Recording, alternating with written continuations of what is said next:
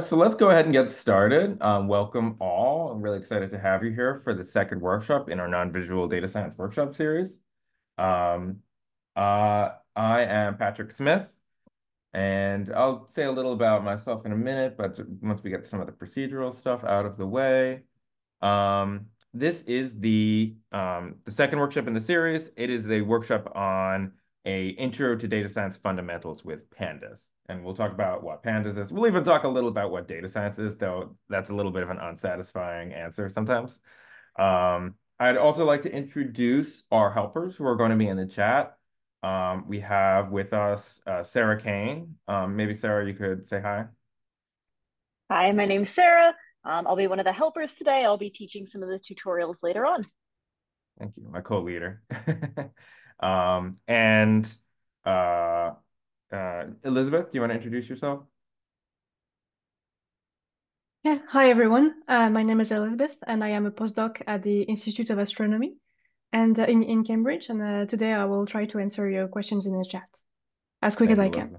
Elizabeth. Thank you. Excellent. And then I don't know if Alex is here yet. If I Alex, am if you're here. here, Hello. How you oh, doing? excellent. And let me give you co-host permissions then also. You want to go ahead and introduce yourself? Hi, I'm Alex. I'm a PhD student at the Institute of Astronomy with Sarah and Elizabeth. And yeah, I'm a Python man. I will help you with all Python things in the chat.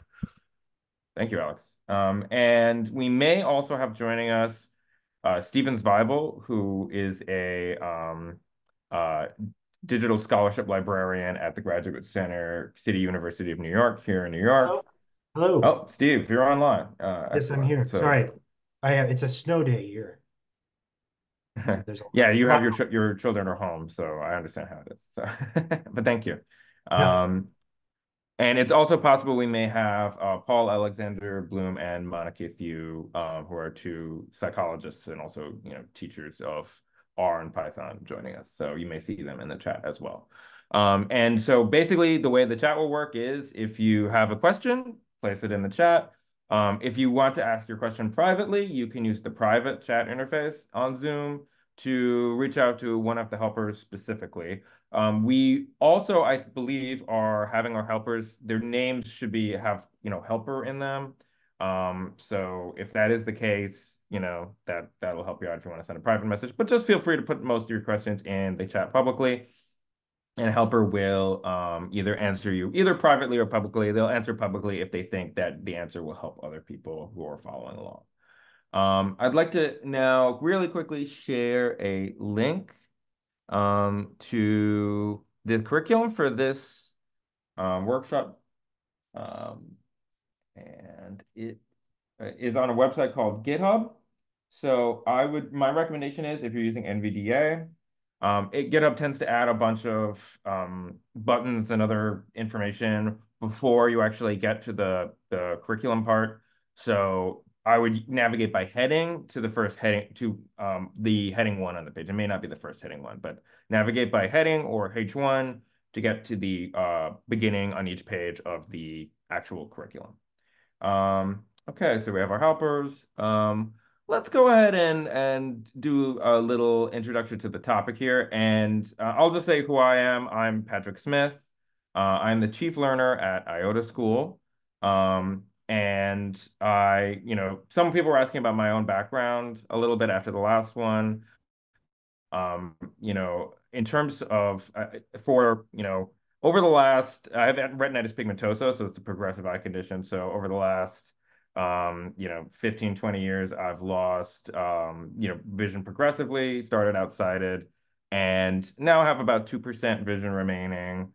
So some useful vision, I think would be the word for that. And, used to be very low vision, very focused on magnification, high contrast, and all of those assistive technologies.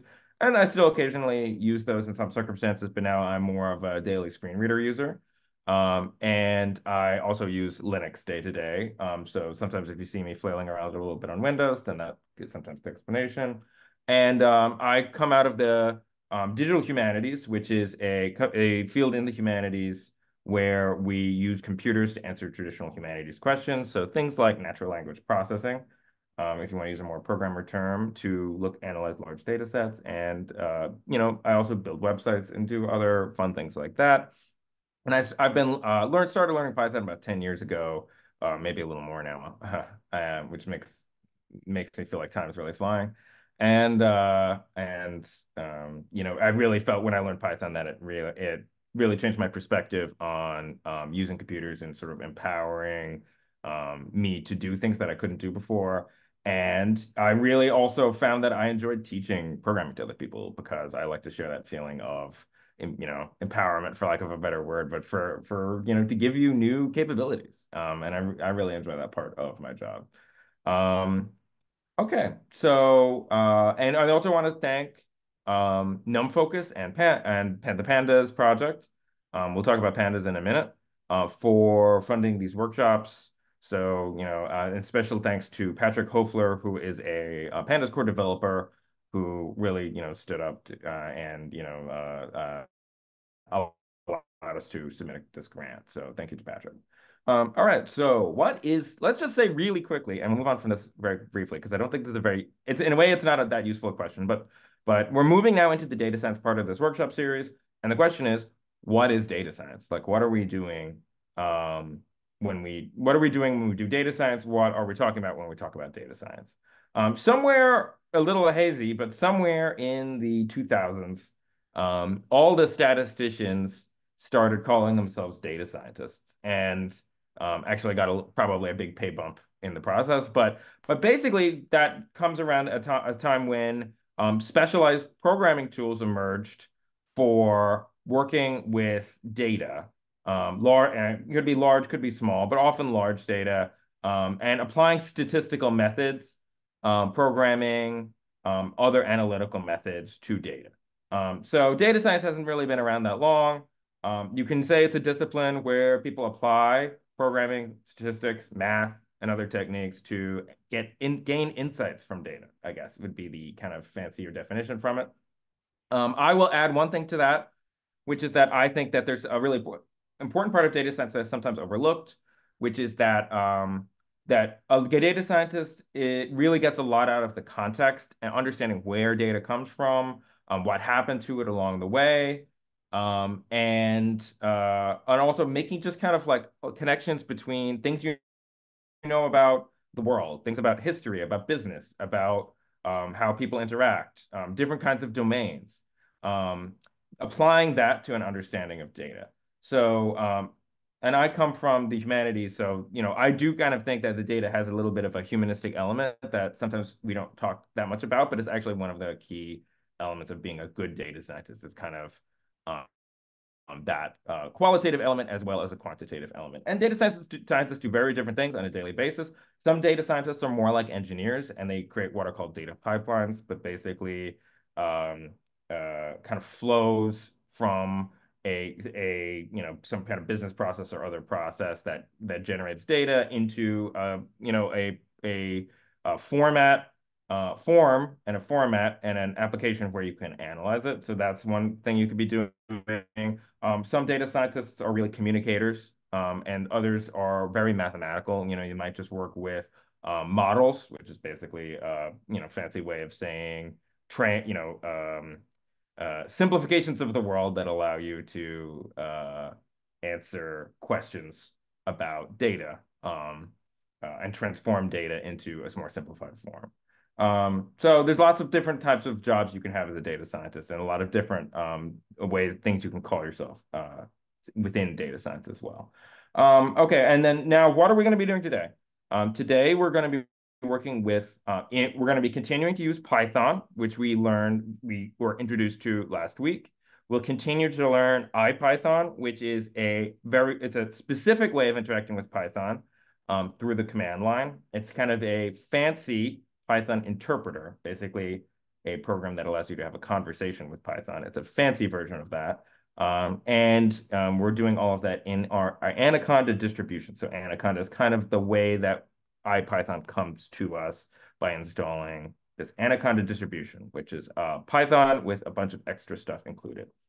I know that's a lot of names that all have Python and stuff in them, but we're going to continue to use all that tools, but we're going to be adding something and that is the Pandas library. And we learned last week that a library is basically a big pile of code that you can pull into your code. And the Python specific term, or the technical term for a library, is a module. And we will be using the Pandas library, Pandas module.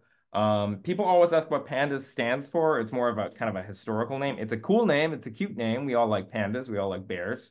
Maybe some of us don't, but I do. And but the name basically is short for panel data, or panel datas, I guess. And panel data is a type of data related to a series of data snapshots in time.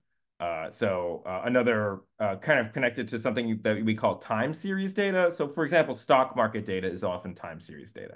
And that's what Pandas was originally designed for, was to specifically for time series. So data that is mapped over time. But it's now used for a much wider variety of things. So that's why I say it's a bit of a historical name. It doesn't mean quite as much. And we work with a lot of things that aren't panel data in Pandas. Um, cool. So let's kind of just jump in. And the first thing we're going to do is, the end of the last workshop, we learned about importing libraries. We imported the random library, and we got a little work done with the random library, which allowed us you can do things like generate random numbers, pull random items out of a list. However, we now are going to import a new library, which is our Pandas library. So I'm going to start with sharing my screen. And it occurs to me, Sarah, if you wanted to, back us up by recording locally, if you want to ask for permission for that, that would be fine too. We should be recording. Oh, yeah, so I'm trying to record through QuickTime Player because I'm Oh, worried that perfect. Excellent. that two Zoom recordings are gonna clash with Excellent. each other in the middle. So No, hopefully, yeah, my let's only not. concern If is you're that, doing it one way, don't do it yeah, another way. Then thank you. I just yeah, wanted yeah, to yeah. double check. So we'll hope for the best. Yeah. I think we're going to be good. All right. So let's go ahead and share that screen. I'm going to make sure I share the sound, which is the most important thing.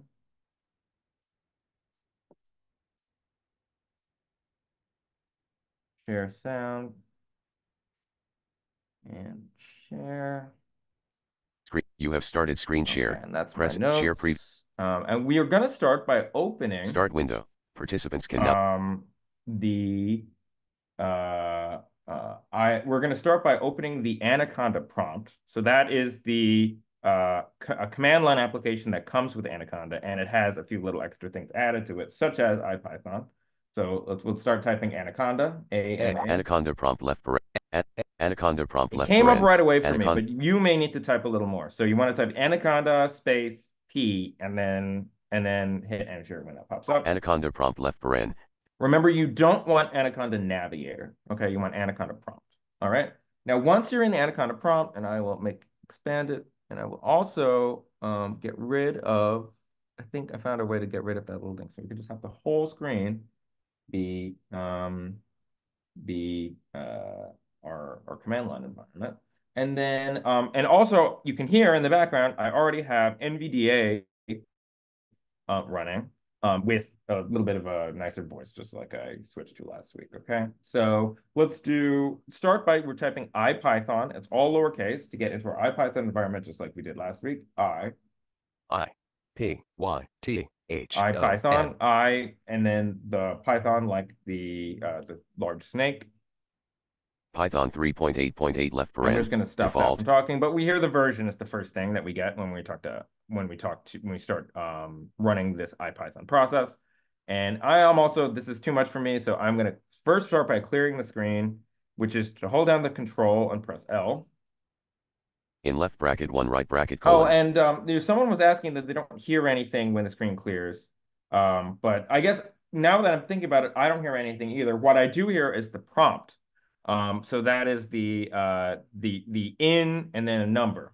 So we talked about that last week, but basically that tells you, hey, we're ready to type. So I probably won't do so much reviewing of that kind of work, but remember that the first workshop has a lot of detail on reviewing typing stuff in, reviewing output, and parsing the data like by listening. Okay, so when we get output, then we want to make sure that we're listening for the right things. Okay, so let's first start by importing pandas. IMPORT space PANDAS space. And I don't seem to have word Space. review on, so I'm going to try to turn that on. Speak typed words Yeah, on. there we go. IMPORT import PANDAS pandas Okay, import pandas. space. I did a space just In left bracket hear 2. it. Import pandas. So now we have pandas imported. If you type pandas by itself, you will get back. It'll just say this is a module object. PANDAS out left bracket 2 right bracket colon less module pandas from C colon So it said backslash less backslash. module pandas. That means the less than sign, and then it gives us some information on the object. So when you get information on objects, they tend to be wrapped in a less than and a greater than sign. So now we're going to be using this pandas module pretty extensively today. So let's get started by talking first about thinking about one-dimensional data and two-dimensional data. And then I'll show you how to create one and two-dimensional data in pandas. Okay. So what is one-dimensional? What are dimensions in data? What is one-dimensional data, two-dimensional data, what other kinds of dimensional data, and then also zero-dimensional data? Okay, it sounds fancy, but it's not really as complicated as it sounds. So imagine you have a list, and I want to use as my example here something that is consistent Screen sharing meeting. IPython colon. so let me Screen do share something really Emacs ed quick. Patriga. Screen sharing meet. Zoom I want to column make 4. sure that the list Emacs is ed the Patriga me. same as Emacs ed in down our curriculum. notes. So I I think search 10, 0 10 5 yeah, 8. let's use 10, IPython 5, and 8 since that's what we use in the curriculum. Okay. So imagine you have a list that has three items: 10, the number 10, 5, the number 5, and 8, the number 8. Okay. And you can sort of in your mind imagine this. Okay. And I'm not going to use the word visualize here, right? Because it's not visual, it's spatial. So all the data stuff we're going to be doing today is not visual, except incidentally, because we're using this program that was designed by people who do things visually. It's spatial, okay? So there's, whether or not you're doing things visually, you have left, right, up, down, forward, and back, okay? Different dimensions, okay? So in your mind, I'd like you to imagine that we have a line. So we have a left item, a middle item, and a right item. And I don't know, however it works in your mind, my mind works different from your mind, but imagine that. Okay, you can use your hands or whatever if you want to. You got your hand, your head, and your other hand. And imagine, now I've already forgotten the numbers, but they are Emacs ed 10 5 8. and 10, IPython 5, and 8. Okay. So we have 10 on the left, 5 in the middle, and 8 on the right. Now that basically is you could draw a line, okay, and place each of those items on the line. And that basically is one-dimensional data. Okay. So, and the way you know it's one-dimensional data is that we can describe where something is in that line with a single number. Okay, so we could say, we always start at counting and programming from 0. 0 is the item on the left, 1 is the item in the middle, 10, 5, and 8. 10 is the item on the left, 5 is the item in the middle, 8 is the item on the right. Okay, so think of that as like an address. We're going to use a fancier word in a minute, but you can think about it's kind of the location or the address of the object. Okay. And what we use in programming is in this Panda specifically, we'll use this word index to describe the location of an object in the data set. Okay, but in a one-dimensional data set, you can describe where something is just with one number. Okay, it could be a big number, small number, whatever, but it's just one number. Okay, so let's create a well, let's I'll hold on. I'll quickly just describe what two-dimensional data is. And then we're going to go back and work with one-dimensional data. But two-dimensional data requires that you have two numbers describing where an item is in the data set. So if we had a list, so imagine we have two lists, and I won't create this in Python because we're going to be working with this in a minute anyway. We'll talk about it again. But imagine in your mind now you have a list, okay, or a line like we did before. Now imagine that instead of 10, 5, and 8, we now had each of those items be another list, each with 3 items, okay? So it doesn't matter what the items are, but imagine that it's 3 months. So June, July, August is one of the items. Then we have numbers 10, 5, and 8. And then we have, say, another set of numbers, smaller numbers, 1, 2, and 1. Okay. And we're going to create a data set like that in a minute. But let's not talk about what those represent in a minute. It's going to be a simple budget, basically. But now we have data existing in 2 dimensions. Okay. So we have, you can imagine a line going from left to right. And now you can also imagine in that line, things are going up and down. Okay. So the first address tells you where it is in the left and the right. And that is, so we could say 0, that's the first list. And then we give another number. We could say, we have that first list is June, July, August. That 0 item list is June, July, August. Then we could say 1, that would be July. Okay, so we can now describe in this list of lists that we've created where items are. But now we need 2 numbers. Okay, and that's what we call 2-dimensional data. If you can describe where an item is in a data set with 2 numbers, it's 2-dimensional data. And then there's also 0th dimensional data. It's not very useful to talk about, but any item that isn't a list or a sequence of items is 0-dimensional data. Okay, so for example, if I create a string like we did last week, quote, H-E-L-L-O, hello. So I Out left created bracket a string called hello, okay, or with the text hello in it. And that is 0-dimensional data because there's no dimensions to it. It's just a point in space, okay? It doesn't even mean anything to describe its location. Or you could pick an arbitrary number and to describe its location because doesn't exist in space, okay? It doesn't have a spatial dimension, okay? And then there's other kinds of dimensions that are a little more abstract, but basically imagine, we took our line and we added lists to it, right? Now imagine if we took every item in those secondary lists, in the list of months and the 2 lists of numbers. And so imagine that we took those items and then we replaced those with lists. And now we would have 3-dimensional data, okay? And you could then, if you wanted to imagine it in your mind, you would maybe use forward and back. That's another dimension. Because in our physical world, we have 3 dimensions. Then you could add more dimensions because you could keep replacing items with lists. So you can actually have an arbitrary number of dimensions, but after a point, it's not easy to map it onto our physical world. So it becomes harder to imagine it in that three-dimensional space, but it is possible to have those, and they're actually very useful. And if you hear a lot about machine learning these days, and this is a gross oversimplification, but basically what all those models are, they're basically lists of lists of lists of lists, very complex. If you look at a neural network, it's basically these complicated lists of lists of lists of lists. Okay, that's a gross oversimplification, but it's functionally what they are. Okay, so they actually are very useful. We're not going to get into those n numbers. We're going to use 1- and 2-dimensional data in this workshop series. So let's get into it. I'm going to show you how to work first with 1-dimensional data in Pandas, then we'll move on to 2-dimensional data where things get really fancy. But you'll notice we switch. We're not going to do 1-dimensional data and move on. Once we learn about 1-dimensional data, we're going to constantly be coming back to this information because we're constantly going to be taking our 2-dimensional data and making it 1-dimensional, okay, and pulling out a 1-dimensional element from the 2-dimensional data set, okay? So that's how we work in Pandas. So let's go ahead and create our this list, which is going to be a budget list. And I want to use the same numbers. In left bracket, Emacs and I search. Budget equals left bracket 10, 10, 5, 10, 15, 10. 15 right bracket.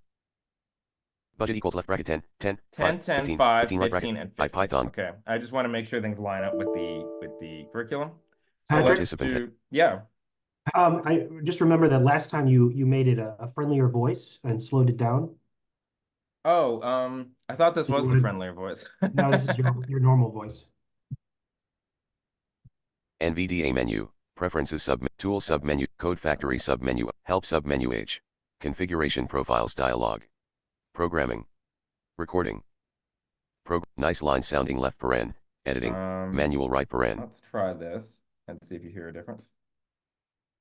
Python That's actually colon, worse. C colon user slash I think this is the nice NVDA menu. voice. It's not Configure as Yeah, nice as I think some. this is your normal one or your preferred one, and then This is my preferred, so it's whatever's actually next. Yeah. But the Speaker speed uses of slash hash with but terminal. okay. I'll slow it down for people. Yeah, NVDA menu. Preferences submenu P. that is slower Configuration than default. I do it, but I guess I'm not. eSpeak. Factory Nice default line as unsounding. sounding. And let's IPython do NVDA menu preferences, settings. settings.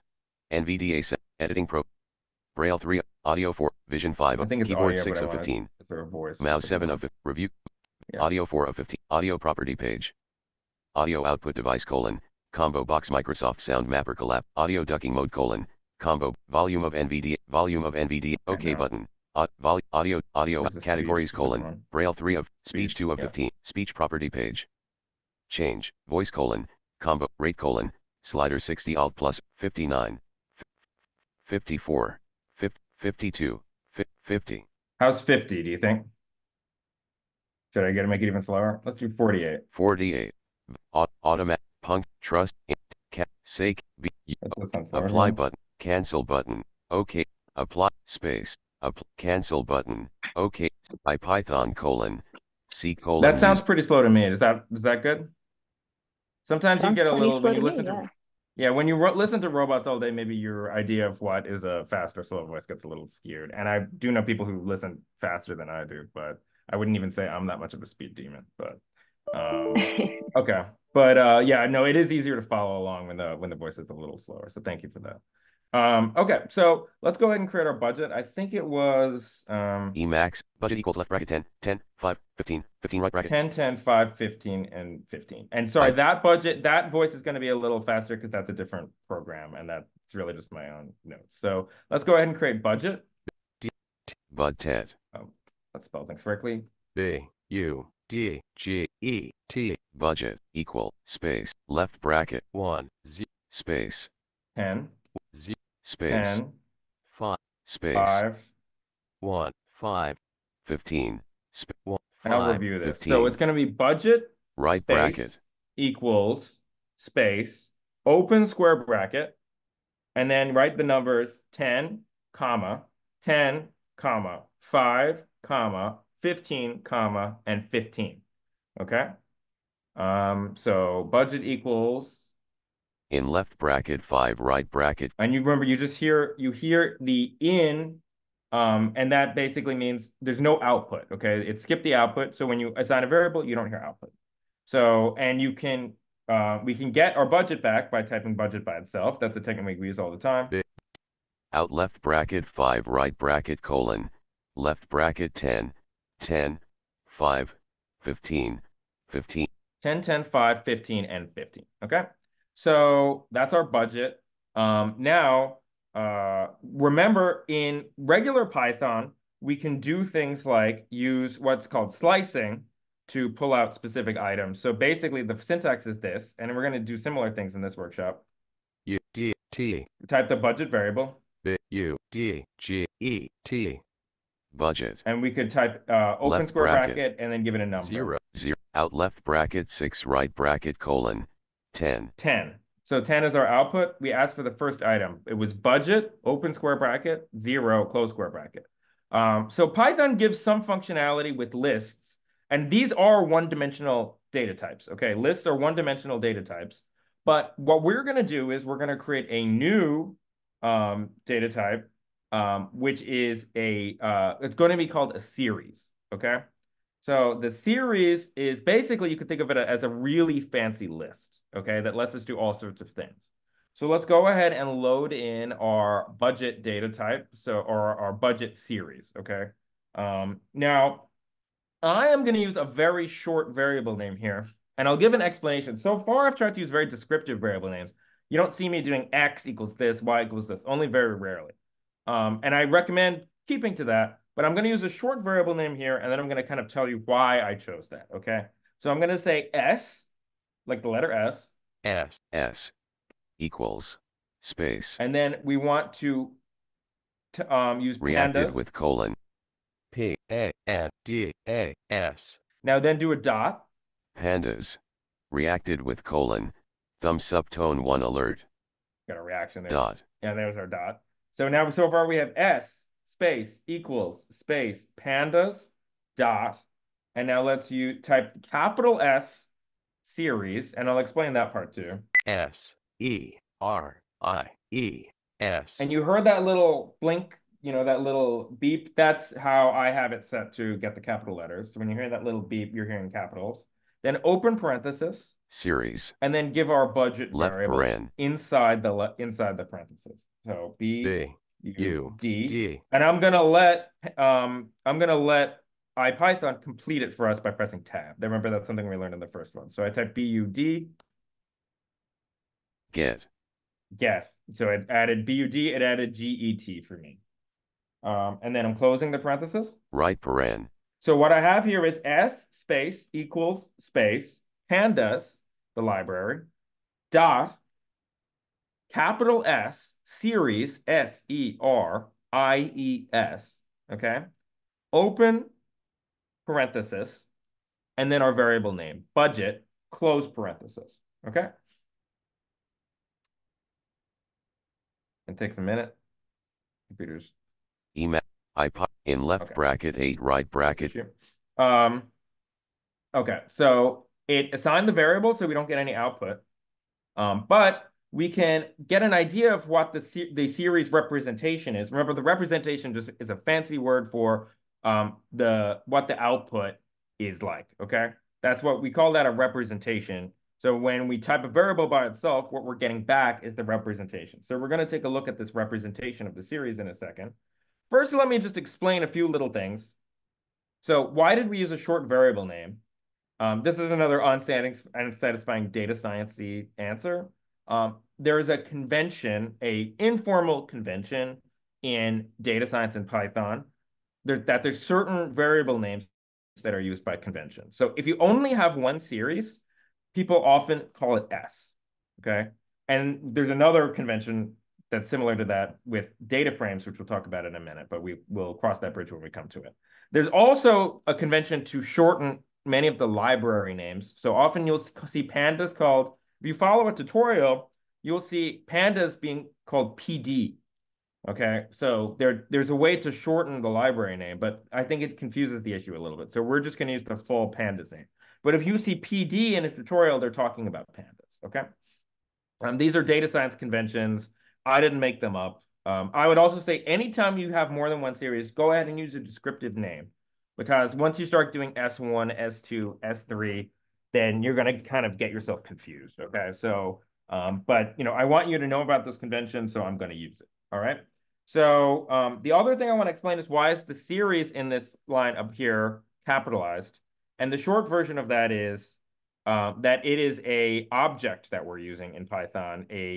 And the technical word it would be it's a class that we're importing. We're using the series class, which we're not going to get into. But basically, it's not a function that we're importing there. It's another kind of object that we're importing from Pandas library. You can basically just figure, hey, it's pretty much the same as a function for now.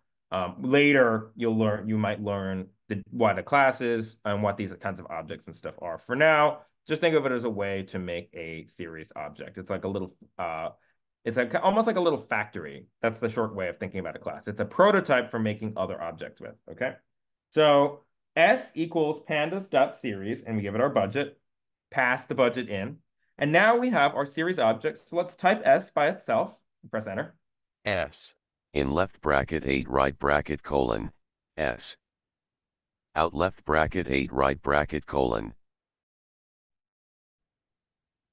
0 10, 1 10, 2 5, 3 15, 4 15, dipe colon, in Okay, 64. actually, I liked how in okay, left bracket 9 right. It just said in. That's what I cut off there. I kind of liked that was a bit slower because it can be difficult to parse some of this output sometimes. And when you're hearing it for the first time, it's confusing. But what you heard was 0, 10, then a pause for a new line, 1, 10, pause for a new line, 2, 5, pause for a new line, 3, 15, pause for a new line, 4, 15, pause for a new line. And then the last line said D-type. It said it some weird way. It was like D-type or something. But it said D-type for data type, And then it said int 64. So that's telling us the data that we have in the series is, basically it's saying it's integers, okay? And this is the format of a series representation, that you have two columns of numbers, one on the left spatially, one on the right spatially. The left column, let's talk about the right column first. The right column are the values, and that's the technical term. They're the values that we had in the list, okay? And value is a word for the actual data, okay? So when you're distinguishing the actual data from something else, like for example, a label you're putting on the data, or a variable name or something like that, then we say value to mean the actual data. And in this case, the actual data is the stuff that we put in budget, okay? So on the right column, so the second number in each line, when you're hearing it, line by line, is the value. The left number is the index, and the index is basically, it's a label for each row of the data, okay? By default, the label or the index, the label is not the technical term, but it's an accurate way of describing it. The index on the left is a number, an incrementing number from 0 up to some other number. Okay, so it's basically it's the same as slicing. When we extract something from the list, it starts at 0, goes to 1, 2, 3, 4, and so on until the end of the data set. Okay, that's the default index, but we're actually going to work with that in a minute. Okay, anything else to know about this representation? And the other thing I wanted to say is that what we call that in programming, when a number just increments like that, or we want to create something like that, we call that a range. Okay. So if I say, oh, it's a range, I just mean it's numbers going up. Okay. And there are fancier ranges where numbers go up by 2 or something like that, but mostly they go up by 1. Okay. So, and we'll return to that later. Okay. So it's the index is a range from 0 to 4, and the right column is our actual values. Okay. So now we actually get into some pretty cool stuff here. This is actually pretty neat stuff. So I've kind of explained a lot of, procedural stuff, but now let's do some cool stuff. So let's start by doing S, and we're going to use a method on this series object that we have. So S dot. S. S. It takes a while for it to say Dot. dot. S dot. And let's use the mean method, MEAN. Open parenthesis, close parenthesis. Mean. Sorry, Right it paren. skips saying the left parenthesis there, but it's S dot mean, left parenthesis, right parenthesis. We're not putting anything in there. Usually when you don't pass anything into a method like that, it's going to operate on the object that the method is contained inside. So if we say S dot mean and run that, then it's going to operate on S probably. Not all of us, but usually. Okay, so let's run that. Out left bracket 9 right bracket colon. Oh, 11.0. 11.0. So what was the mean?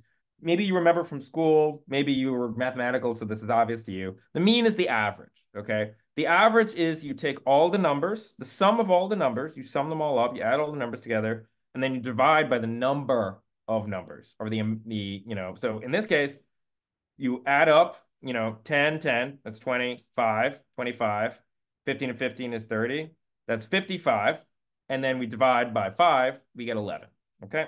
That's the average. And the average is a very useful number. We'll be using this a lot. Why isn't it S dot average? Well, that's just a decision they made when they created this library, okay? Remember, all of this stuff is created by people. So they were made just different kinds of decisions. Sometimes they change those decisions, and then the language changes. So hopefully not too often. But so that is one method that we have inside our series object, and it allows us to get the mean of all the items in there. And so let's do a couple of others that are along these same lines. So let's do S dot median. S M E D I A S dot N. median, open parenthesis, close parenthesis. I'm Median going to right start typing a little paren. faster here. Just S dot median, open parenthesis, close parenthesis. Out left bracket 10 right bracket colon. 10.0. 10.0, okay? So the median is the middlemost number. So if you sort all the items, from least to greatest, and then you pick the middlest item, it would be 10. Okay. If there's an even number of items, then you'll get the average of the two middlemost items. Okay. So if we had 6 items, maybe we would have got the average of the 2 items in the middle. Okay. Now, this is not that intuitive, right? Because our list is 10, 10, 5, 15, 15. You're like, oh, isn't the middlest number 5? No, it sorts first. And in fact, there's also a very useful method to sort our values. So let's do s dot dot, it takes a while to say that, sort underscore values underscore sort v, and I'm going to try to fill it in A with tab. Lewis. Louis. Okay, so it's s dot sort underscore values. Okay. And I do encourage you to use that tab, and it does take a while for it to finish it, filling it in. But what it does, it gives you some peace of mind that you're not going to do a typo. You type a little in, and if it fills it in for you, then probably you're on the right track, okay? So I do recommend using that tab a lot. So it's s dot sort underscore values, open parenthesis, close parenthesis. And sometimes it gets a... in left bracket 11 right bracket colon, s dot sort line values left paren, right paren. Out left bracket 11 right bracket colon, 2 5 0 10. Okay, I'm going to stop it and explain what we're hearing. So we're getting our series, but now the items have been sorted into a new order. So, and it kept the old index, or the old, which is the range from 0 to 4. And now, you know, the first item was the third item. It's 2 is 5. So 5 was the lowest. It gets moved to be to the beginning item. Okay, so the index tends to stay the same when we run things like this. Okay, so we kind of get the original position of these items rather than the new position. Okay, so the index doesn't automatically update. That's actually usually good. And then now we have a series. It goes from 5, 10, 10, 15, 15. Okay, so it's sorted from least to greatest. That's what it does by default, least to greatest. Now, if you kind of don't like how Pandas is printing so much out to us, we can also do s.values and only get the values. We don't hear the index. Now, the index is often useful to hear, but sometimes it's not. So we can just do s.values. S.values, no parenthesis. Out left bracket 12 right bracket colon, array left paren, left bracket 10, 10, 5, 15, 15 okay, so right. We just got the values from the original list, not the sorted. You'll notice that didn't update our variable when we sorted the variable. We would have to overwrite the variable if we wanted to update the variable. Okay, that's usually good. So the values is pretty useful. And what did it return back to us? It said it returned an array. It's kind of basically a lot of the pandas will return things that look like lists. They look like lists. They quack like lists. They walk like lists.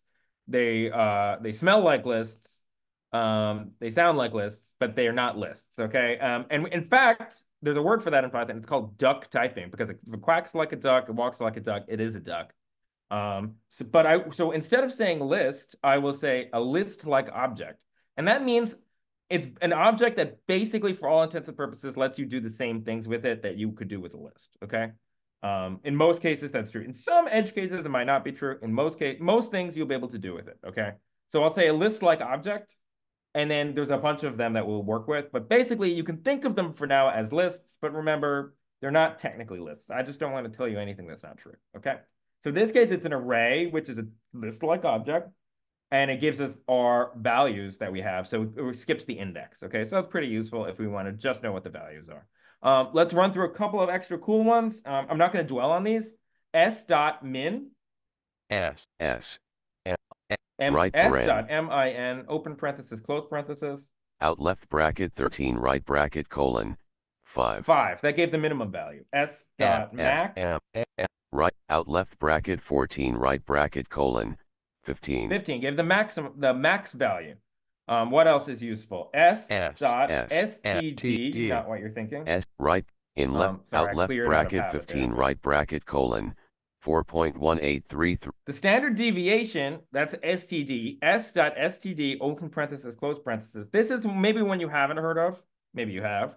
It's a measure of the variability of the data. So it tells you basically how spread out or distributed the data is. If the data is clustered around the mean, then it will be have a low standard deviation. If it is actually there's a lot of outliers or a lot of the data is away from the mean, then you're going to get a high standard deviation. It's actually a pretty useful number once you learn to interpret it a little bit. And then there's others. There's s.count. S. Out left bracket 16 right bracket colon 5. 5, but we might throw a few more at you over the course of this, but basically that there's anything you would kind of conventionally do with a list of numbers, you can sum things. S.sum is provided to you. So there's a lot of methods here. S. Sum. Right out left bracket 17 right bracket colon 55. 55 is the sum of all the items in the list. So there's a lot here. But we're gonna move on. But remember that there's just a lot provided to you as methods in here. And remember we had an s.count here, but we can also use len. Remember we had len also works on our series. len open parenthesis close parenthesis len open parenthesis s close parenthesis. Len It's S. also still Out useful left bracket 18 right bracket colon 5. And that will also work on those list-like objects that might not necessarily have a count method inside them. Okay, len will work on those as well. So like our s.values, it will also work on those. Okay. So what I want to do now is we're going to keep our budget variable around, and what we're going to do is we're going to think a little bit about two-dimensional objects. Before we move on, I just want to double check that there's not anything I wanted to show you that we're moving Emac on from. month equals left bracket June, July, September. I search Other other dimensions and dimensional and zero other dimensions and dimensional. I search other dimensions other series methods to try. Other series methods to try. We did that. Sort underscore values. Sort underscore values. Median. Mean. Median. Sort underscore values. Other series methods to describe. Why use describe? Why not use describe? Describe. Okay. Describe is one I almost skipped because Python. I don't personally use it, but I want to use it to illustrate a point. So let's learn one more and then we'll move on. So it's s.describe. S. Dot describe. Right So paren. it's s.describe, describe, open parenthesis, close parenthesis. And now it's going to give us a lot of output. Let's listen to some of it. Count 5.0000. Mean 11.0000. STD 4.1833. Min 5.0000. 25% 10.0000. 50% 10.0000. 75% 15.0000. Max 15.0000. Type colon float 64. D type float 64. In left bracket 20. D type Cortana window. I meant to just stop them. D type float 64. So that means these are floating point numbers in this. What is all this? Now, I kind of let that all run so you'd hear all of it to kind of make a point, which is that so a lot of times the functions like this, or methods rather, like this, that print out a whole lot of information are pretty widely used by cited data scientists, especially when they're starting out. They're doing what's called exploratory data analysis. And you don't even know the questions that you're asking. You might just say, hey, print out all the normal statistical things. So describe prints out the standard deviation, the mean, the median, the count. And then it also, the 25th and 75th percentiles. That's kind of it's basically, it means if you divided the data set in half, the median of the first half would be the 25th percentile. The median of the second half would be the 75th percentile. And another way of saying that is it would be the item closest to the quarter and the 75th percent mark in the data set, okay? So these kinds of functions are commonly used by cited data scientists, and we can use them too, especially if we're preparing something for cited people to use. But in my experience, and my recommendation is that you learn the specific ones and you ask for more specific information. Why is that? Because the answer is, do you really want to wait for all of all of this stuff to print out when you just maybe want one or two of these things. It's actually faster for you to just print out each one individually, probably, and to listen to that. Because a bunch of these, you're almost certainly not going to want all of them every time. When I teach sighted students, they ask me, why don't we always use describe? Because it prints out so much information. And my answer is describe is not that useful if you say we want to do something with the mean. You want to do something with the median, which you often do want to do. Also, it's just a lot of information, you know. So, you know, if you're preparing something for someone else, you may just want to be like, hey, what's the mean? And your intent is more obvious. That's what I say to my sighted students. And for you guys, I say, you might say, well, why would we use describe? And my answer is, well, sometimes you're going to be working with sighted people, and sometimes you're going to be preparing something like an exploratory data analysis that you know other people are going to read, so you'd want to use it. But I would say generally for your own use, we're not going to want to use stuff like this. And we're also not going, we'll talk more about this, but we're also not really going to use those big, long representations that much. You need to know what they're like, but we're not going to use them as much. Once you're a little more experienced, once I teach you a few more things, you're not going to use that long stuff as much. We're going to get small amounts of information back that very focused, which is good for screen reader users who don't want to hear so much stuff. Okay. Okay. So that was the point I wanted to make with describe. Okay. Moving on now, we're going to work on making our two-dimensional data. Okay. One thing we touched on here, and please, if there are questions that are coming up a lot in the chat, maybe one of the helpers could kind of get on and like kind of filter it up to me. Anything like that, this is probably a good point for that. I think it seems like people are following along pretty well. Though, Cool, again, awesome. a reminder to everyone that if you do have questions, don't hesitate to plop them in the chat. One thing we did discuss briefly is that these, for instance, this s dot sort values won't actually change the order of your series. So don't worry, you're not messing around with your series. You can save a new variable as s dot sort values. So, for instance, s sorted equals s dot sort values, and that'll save it saved. I think there's also a way to put in place equals true, and that will overwrite your original variable for the series. But all that's a little bit of a tangent to say, not to worry, you're not changing anything here just by printing these things out. Thank you so much, Sarah. Okay, and if people have other questions, drop them in the chat. And if people are having the same question, I can also answer. Or if it's an involved answer, just let me know, helpers, and I'll explain on the mic. So let's talk about let's work toward creating our two-dimensional data set. But first, we're going to spend just a little time on this idea of labeling data. That's not a technical term; it's just a descriptive term. Basically, giving names to things is a very common thing in programming. Okay. And within the index is one way we did that. So now we're going to have to learn one other way to do that. And that is, it's what's called a key. Okay. And a key is a way you can look up some data. So since we're moving on to a new section, I'm going to clear the screen, Control L. In left bracket 20 right We already bracket. had 19 inputs, so that's pretty cool. And then let's do I'm going to explain a new data type to you, but this data type is kind of just a stepping stone, okay? And this data type is called a dictionary, okay? And basically, I'm going to show you the dictionary, but for the interest of time, if you think you can go ahead and put it in, put it in. But we're going to do another one right after. So you may just want to sit back and like actively listen, and then you'll have the practice to make the dictionary in the next section, okay? Just for the interest of time. So what we're going to do is we're going to create a little phone book, okay? And if you remember, this makes me feel very old, but in many years ago when I was a child, there was such a thing as a phone book, and it was a big, thick book that you could use to put down a whole lot of them to stand and reach a high shelf or something. Which actually probably the way it was most useful, but you could also use it to look up people's phone numbers.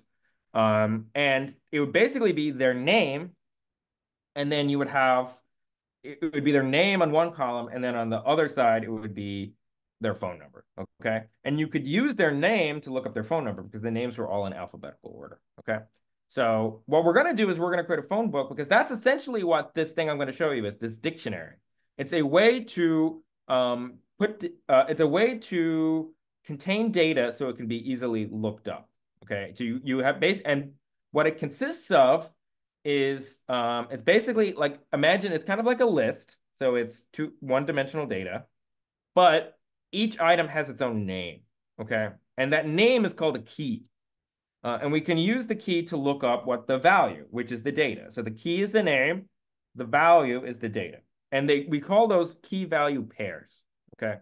So I'm gonna create a phone book, and then I'm gonna look something up in it. But you can decide if you want to follow along, go for it. I'm gonna do it kind of quickly and to explain. And then we're actually gonna create our own dictionary in the next section, and you'll need to create that dictionary. So up to you if you want to create the phone book, okay? I'm just pressing delete a bunch of times. So I'm going to type phone underscore book. Phone. Phone. That's our variable name. Okay. Space. Book. Equals. Space. Equals. And now we space. use a curly brace, which is a if you're using using square brackets a lot. If on an English keyboard, if you hold down Shift and you press the left square bracket, it'll create a curly brace. And it says left brace. So it's a new kind of syntactic structure. Okay. Now once you start a brace, you're allowed to create your own new lines. Okay. And sometimes that can help you keep track of things. So I'm going to hit enter, but you don't have to do this. I'm going to hit enter, and then I'm going to add my first key value pair. Colon. Okay. I hit enter just for my own sanity. And then I'm going to do quote. I'm going to say my name, Patrick. Patri. And this is going to be my phone number, okay? Patrick. Quote. So that's quote, Patrick, quote. And then that's the key. So that's what I'm going to use to look up this data. Then I do a colon.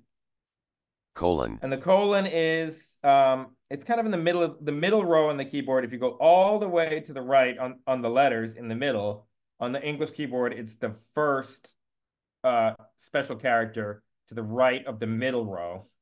That has ASDF on it. And it's you hold down Shift to access it. That's colon. Space. And then I'm going to do another double quote. Quote. And then actually, you know what? Quote. I'll make these integers. So I'm just going to say my phone number, which is, of course, and you guys all know my phone number is 99999999999. Now, you guys can call me anytime. Okay. 999. So Patrick, and my phone number is 999-999-9999. Okay. Colon. And then I did a comma and I hit enter again. So the phone book it's phone book equals curly brace. And then I made a new line just for my own sanity. You don't have to do that. Then I have a string, Patrick, colon, and then an integer, which is our value. Okay, that's the actual data we're storing. 999-999-9999. And then I do a comma. And now we're doing another key value pair, okay? So the pairs are separated by commas. And within the pair, you have a colon to separate the key and the value, okay? Now we're going to do Sarah, my co-instructor. Quote, S-A-R-A-H, colon. Sarah. So colon. Sarah as a space. string, quote, Sarah, quote, colon. And of course, we all know Sarah's phone number, which is 111. 1 1 1 1 1 1 1 1 1. Of course, you have to remember the +44 for the UK. Yeah, or otherwise you're not going to get through to her. Okay. Now I'm not sure. Sarah, make sure you call in the right time frame. So it's 5 hours forward there too as well. Okay. So press enter, and then just do the right brace. Okay. Remember the brace is above the square bracket. You hold down Shift. Right brace. Okay. And this, I know this is probably the most complicated thing we've put in so far. So no shame if you get it wrong. I get these wrong all the time because I'm kind of start rushing, and I'll leave off a quote. I'll leave off a colon. It's very easy to mess these up, but I didn't. In left apparently. bracket 21, right correctly. bracket. So phone book equals left brace, new line. The string Patrick, colon. The integer, not very long integer with a lot of nines, comma. The string Sarah, colon, very long integer with a lot of ones. I put another comma there. It's not necessary to put comma at the last item, but I recommend it because you'll not mess yourself up as much. And then I did a right brace, no square, right brace. Okay. That's our dictionary. And now that we have the dictionary defined, we can type phone book. Phone book. K. Book. I just said book. It's phone book. Space. Phone underscore book. Out left bracket 21 right bracket colon. Left brace Patrick colon. 999. Okay. This is the representation 999. of the object. Now, to pull out my phone number, now there's only two numbers in here, right? But imagine there were thousands of numbers, okay? And this would be more useful. But let's do phone underscore book. And Okay, I'm not going to go slow, but phone underscore book, left square bracket, book. and then I type in Left quotes bracket. Patrick. Okay, so Quote. quote. Patrick.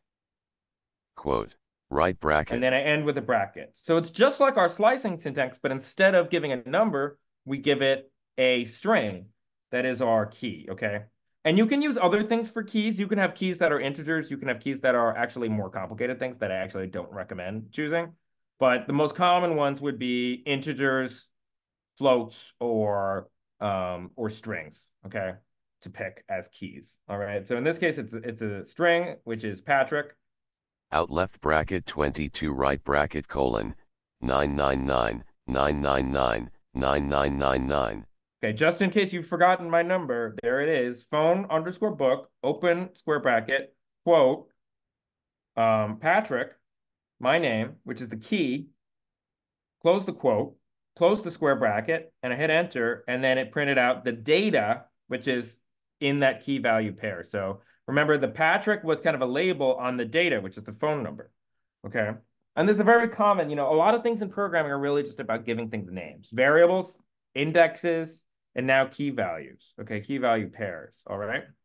So now I've kind of shown you how to do that. Now let's create together a new dictionary. Okay, and this is going to be our two-dimensional data set. All right. I just want to do a time check.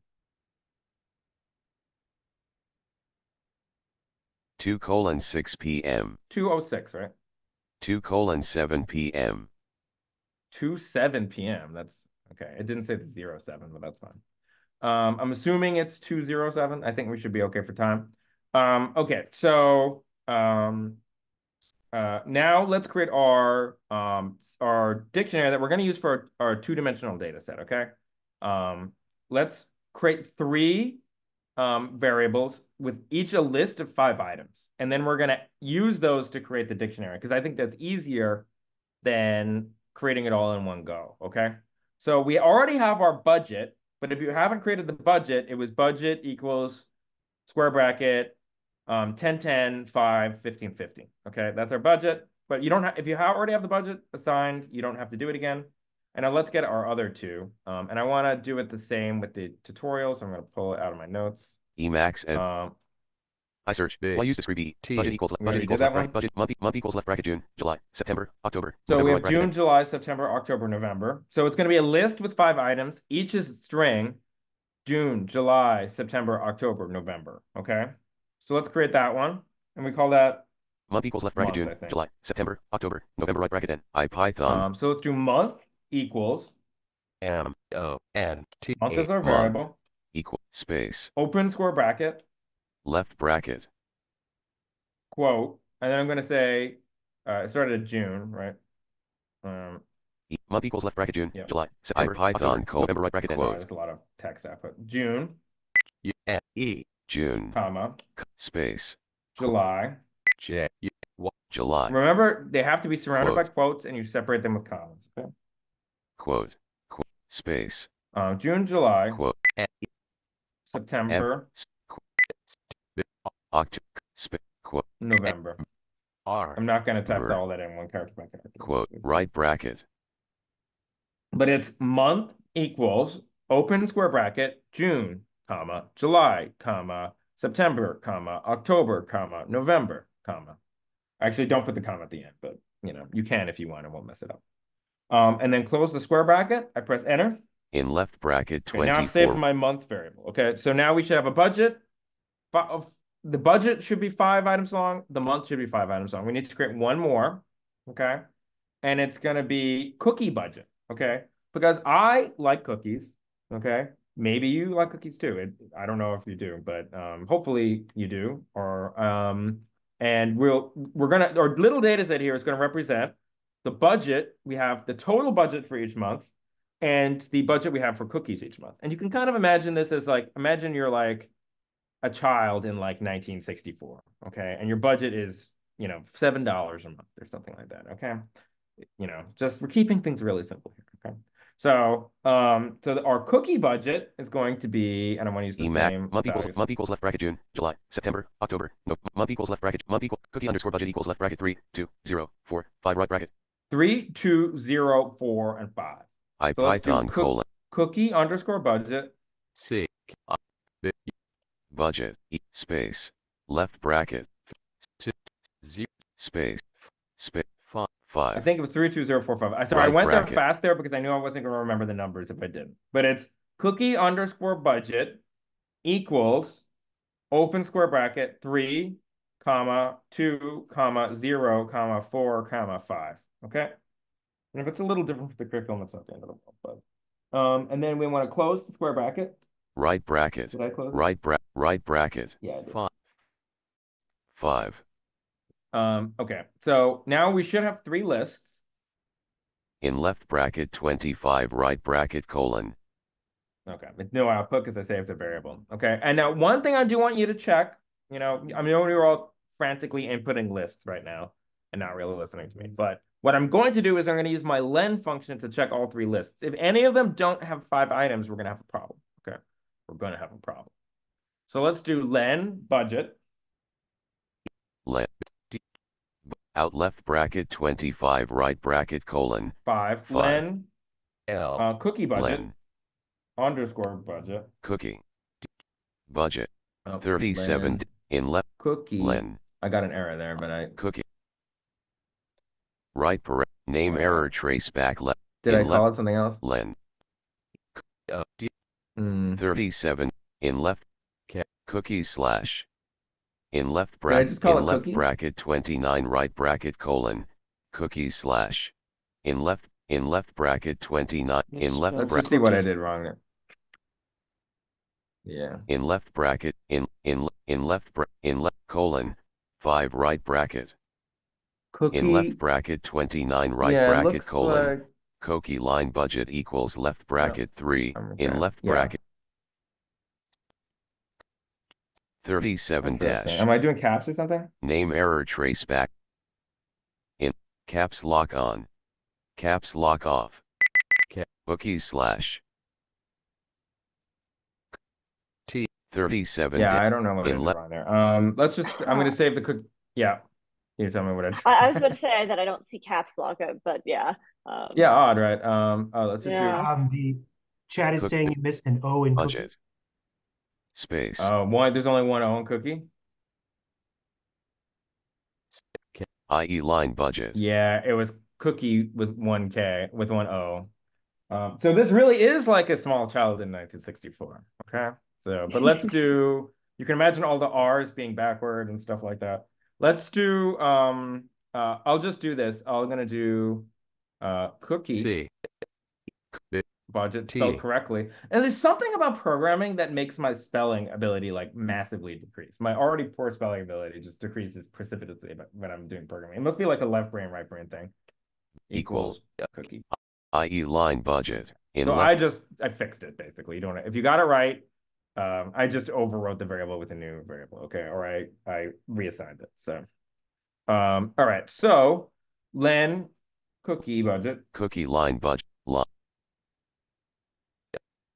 Budget, out left bracket 33 right bracket colon 5. And then let's do len cookie budget. Left and then we're going to do len month.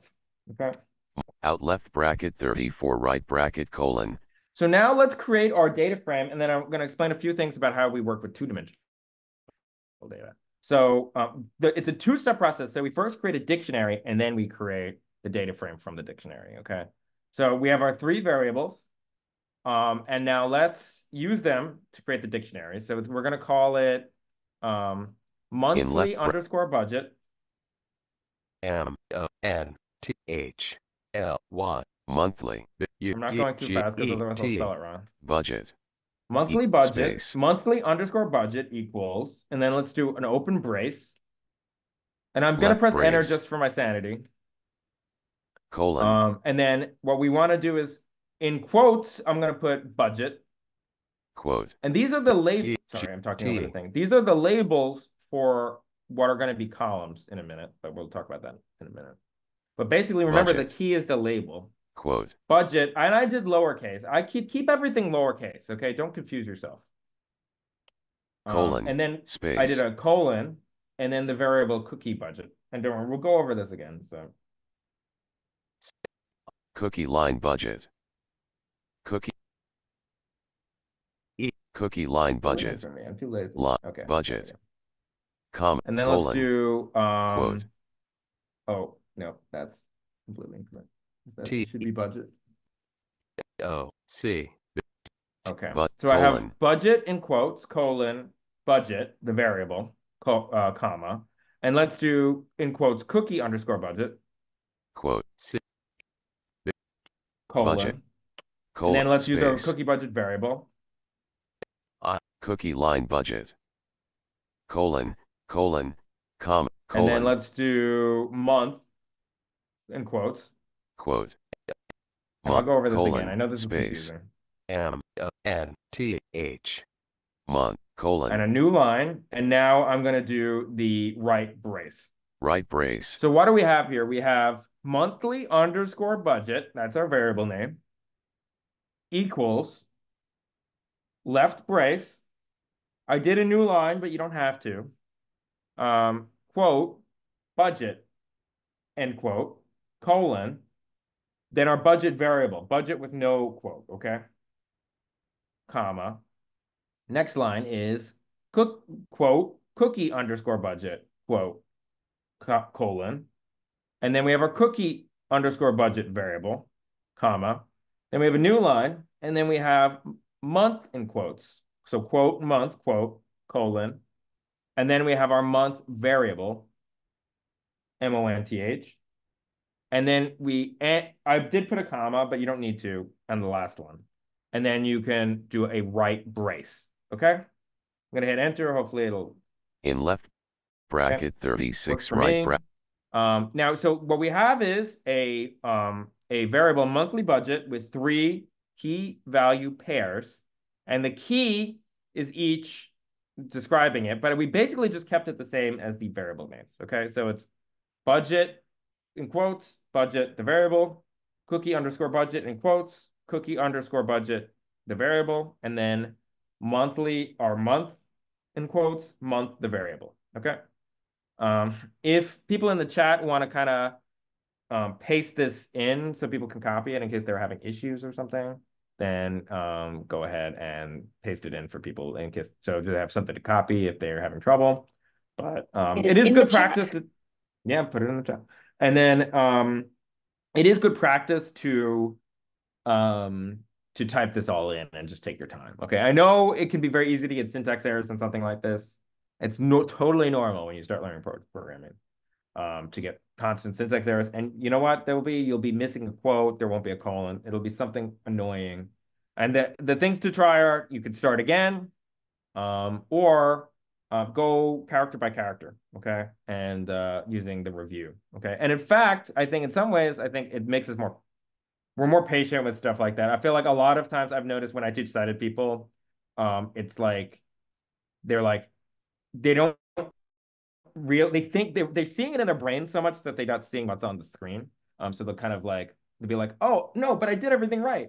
But it's really hard to miss. It's really easy to miss something visually. I'm not saying it's not useful to see things visually too, but it's really easy to miss something visually. But often if you review character by character using NVDA, you're actually fairly liable to catch things because you're like, oh wait, oh whoa, you're not gonna. There's not really as many mirages, if you know what I mean. Okay, so we have our monthly budget. I was just, give you some time to catch up there. So we have our dictionary now. And we remember our type function, our old faithful type function. We haven't used it in a while. Let's just run it on monthly budget. P. Y. So TYPE, open parenthesis, Type. monthly. N T H line Y line monthly budget. Right paren, out left bracket 36 right bracket colon, It's a dict. It's pronounced it kind of funny, but dict. It's the short for dictionary. That's our data type that we're using here. So remember, dictionary, it's really just labeled data. And so what we did here was that we had our 3 lists, each with 5 items, saved as variables, and then we gave them names in the dictionary, keys as keys. Now we're gonna use this monthly budget. We could, pull out data from this, but we have no reason to. So what we're gonna do is create a data frame in Pandas. So we're gonna do Pandas. P A. Okay, so wait, sorry. Let's save it to a variable. So df, and I'll explain. This is another conventional variable, short variable.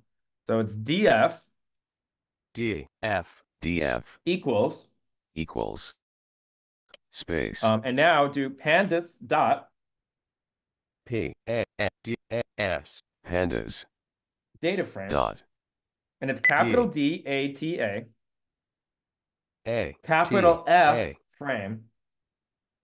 F R A So they M call that camel E. case or word case is what people call it sometimes. The camel case is a little more evocative. Then open parenthesis, Data frame and then we're going to pass it paren. our monthly budget variable. M N T H L Y Li U JIT. So it's Right df paren equals pandas dot capital D data, capital F frame, open parenthesis, and then we pass in our monthly underscore budget. Then we close the parenthesis, okay? And that should create a pandas data frame from our dictionary and assign it to df, the variable df, which is a very short variable. in left bracket 38 Okay, right and because we bracket assigned a colon. variable, we don't get any output. But now we have a data frame variable. And just like with S before, df is a conventional variable name for a data frame. So S was a conventional name for series. Df is a conventional one for data frame. If you only have one data frame, then people will conventionally use the variable name df for the data frame. If you have more than one data frame and you're doing other things with like that, you should probably give them other names, more descriptive names. Okay. I figure people are kind of taking a while to catch up, but I'm going to start explaining a little bit about the data frame here, okay? I'm going to do a little time check. What are we like?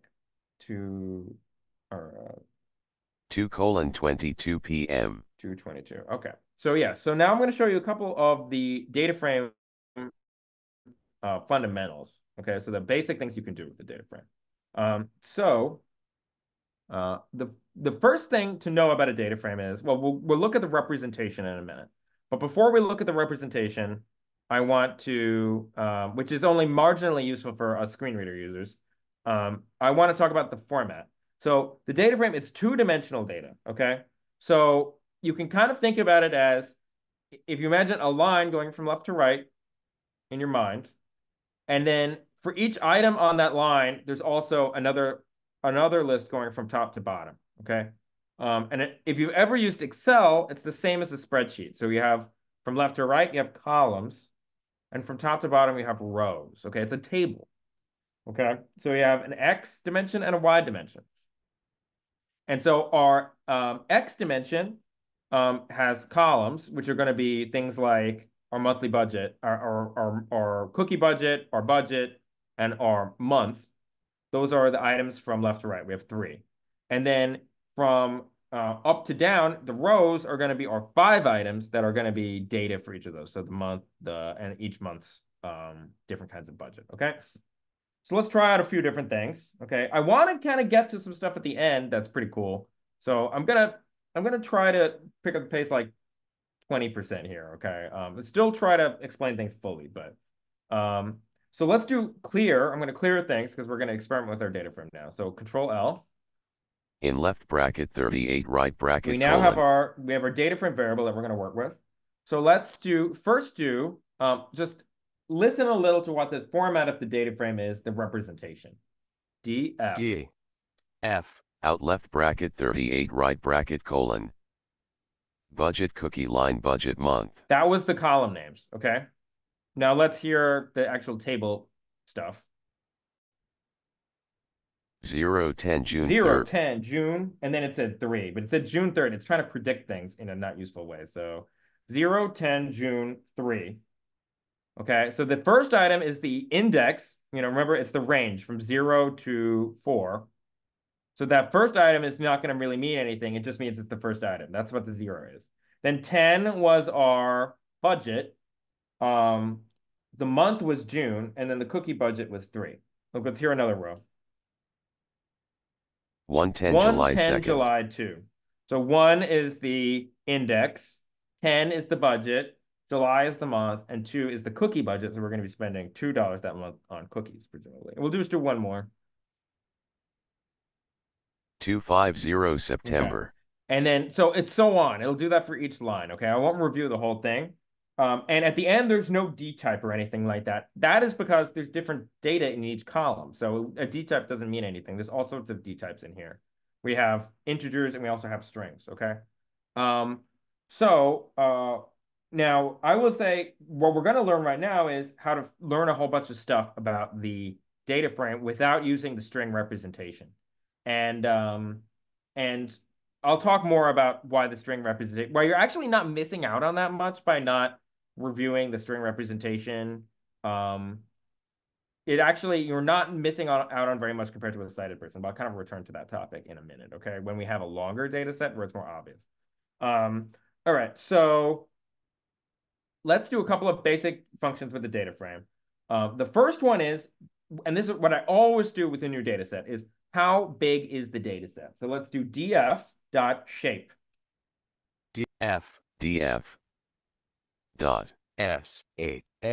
df.shape, S-H-A-P-E, no open and close parenthesis. So it's an attribute, not a method. Some of these are attributes, not methods. So they're kind of like little variables inside the data frame. They're not functions inside the data frame. Out left bracket 39 right bracket colon, left paren, 5, 3 right paren. So it said, it said left paren, 5, comma, 3 right paren. So it gives us two numbers in parenthesis. And the first number is 5. And you can maybe guess because you know how many, you know the dimension, you know what we put in. So the first number is how many rows, okay? And the second number is how many columns. So it's 5 for the number of rows, 3 for the number of columns, okay? And that's the shape of the data.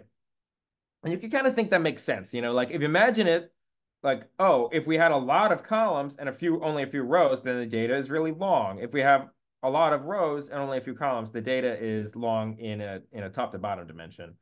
So it does kind of change the shape, or the data could be perfectly square if we have 5 columns, 5 rows, et cetera, et cetera. So that shape tells us we have 5 rows and 3 columns. Now, you're like, well, Patrick, I already knew that because we created the data ourselves. But don't worry, we're going to be in a minute using a real life data set that will pull in much faster than we even created this toy data. And that'll be much more useful then, okay? So df.shape, that tells us the number of rows and columns. Let's now do this, and this is honestly, it's the thing you will do the most often in Pandas. So pay attention to this. The thing you will do the most often in Pandas is pull out a column from a data frame, okay? This is the most commonly performed operation in Pandas, in my opinion. So df dot, and then give any of the names. Let's do our month. df dot month. df dot month out left bracket 40 right bracket colon 0 June, July 1st, September 2nd. It's reading it in a weird way because it tries, you know how screen readers are. They try to be smart, but sometimes they're not always smart, right? So it's like September 2nd, because it's a 2, then a big space, and then September. So it's like September 2nd, but it's kind of guessing wrong. But that's fine. So we have other ways of doing things with this. But so basically what we did was we did df.month, and what that gives us back is that column as a series. And this is why I say we're not going to neglect our series stuff, because now we can start combining things together. So what if we do df? What if we want to know the average cookie budget for each month? Okay. Now we're gonna combine a couple of things together. Okay, and this is called chaining. So let's do df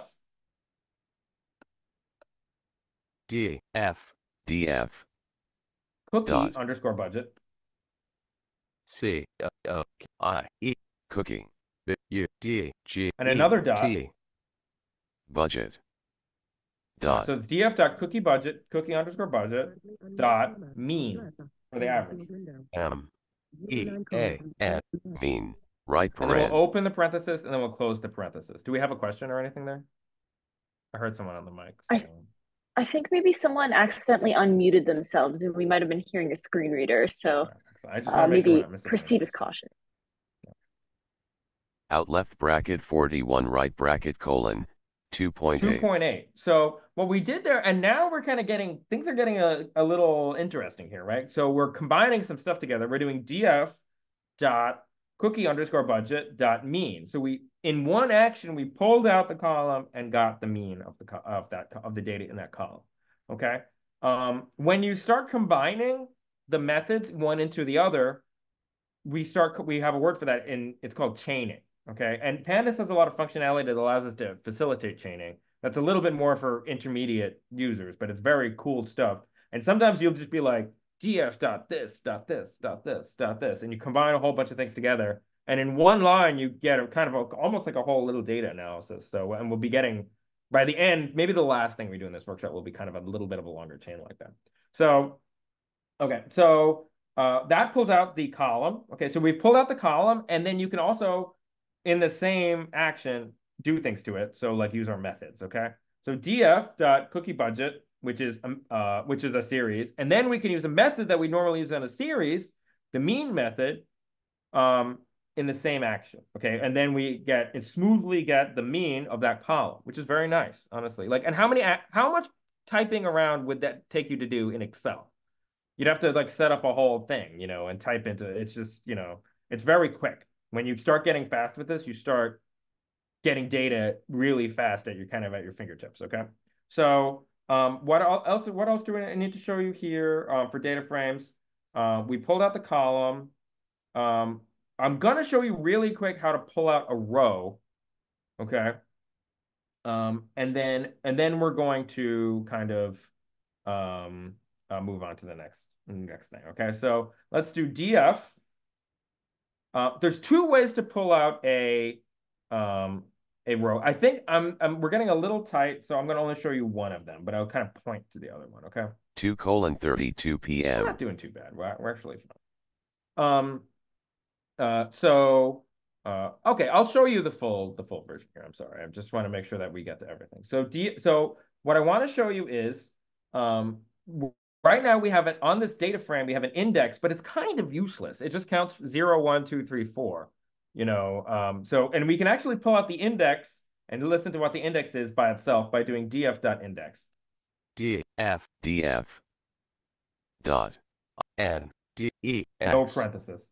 out left bracket 42 right bracket colon range index left paren start equals 0 stop equals 5 step equals 1 right. So basically this says it's a way of representing counting up. It says range index, start at 0, stop at 4, count up by 1. Okay, it's a function that allows us to create. And we can actually run this function. It exists in Pandas, range index, which allows us to create an index which counts up for us, which is actually pretty useful. We're going to use this in one of Sarah's workshops to create some data that we'll then use for sonification.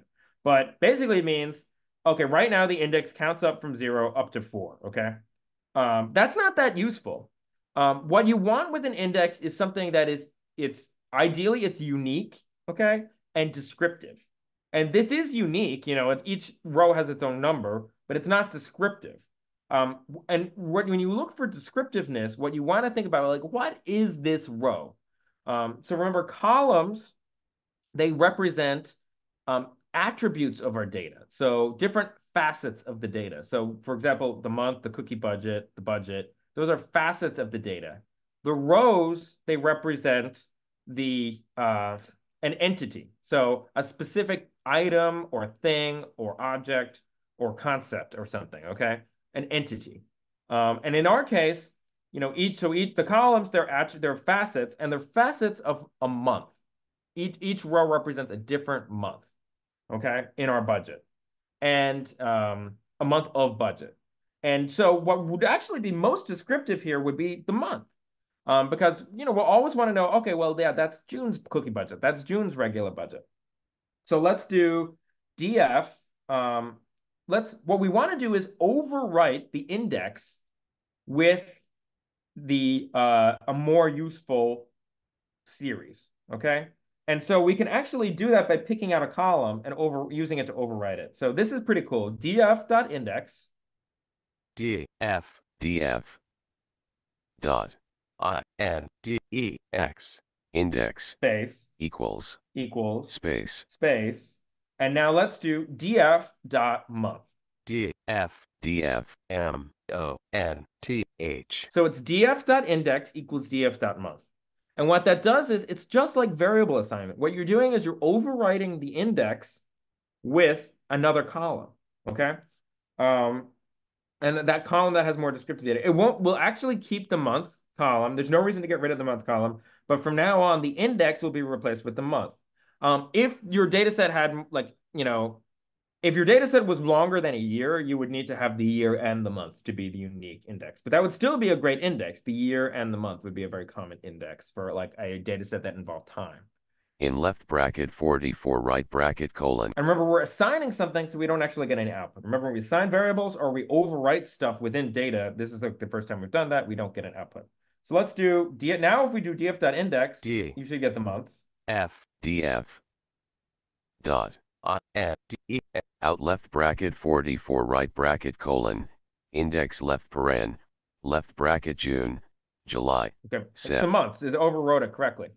So okay, and now if we look at the data frame, df, the representation. Out left bracket 45 right bracket colon budget month.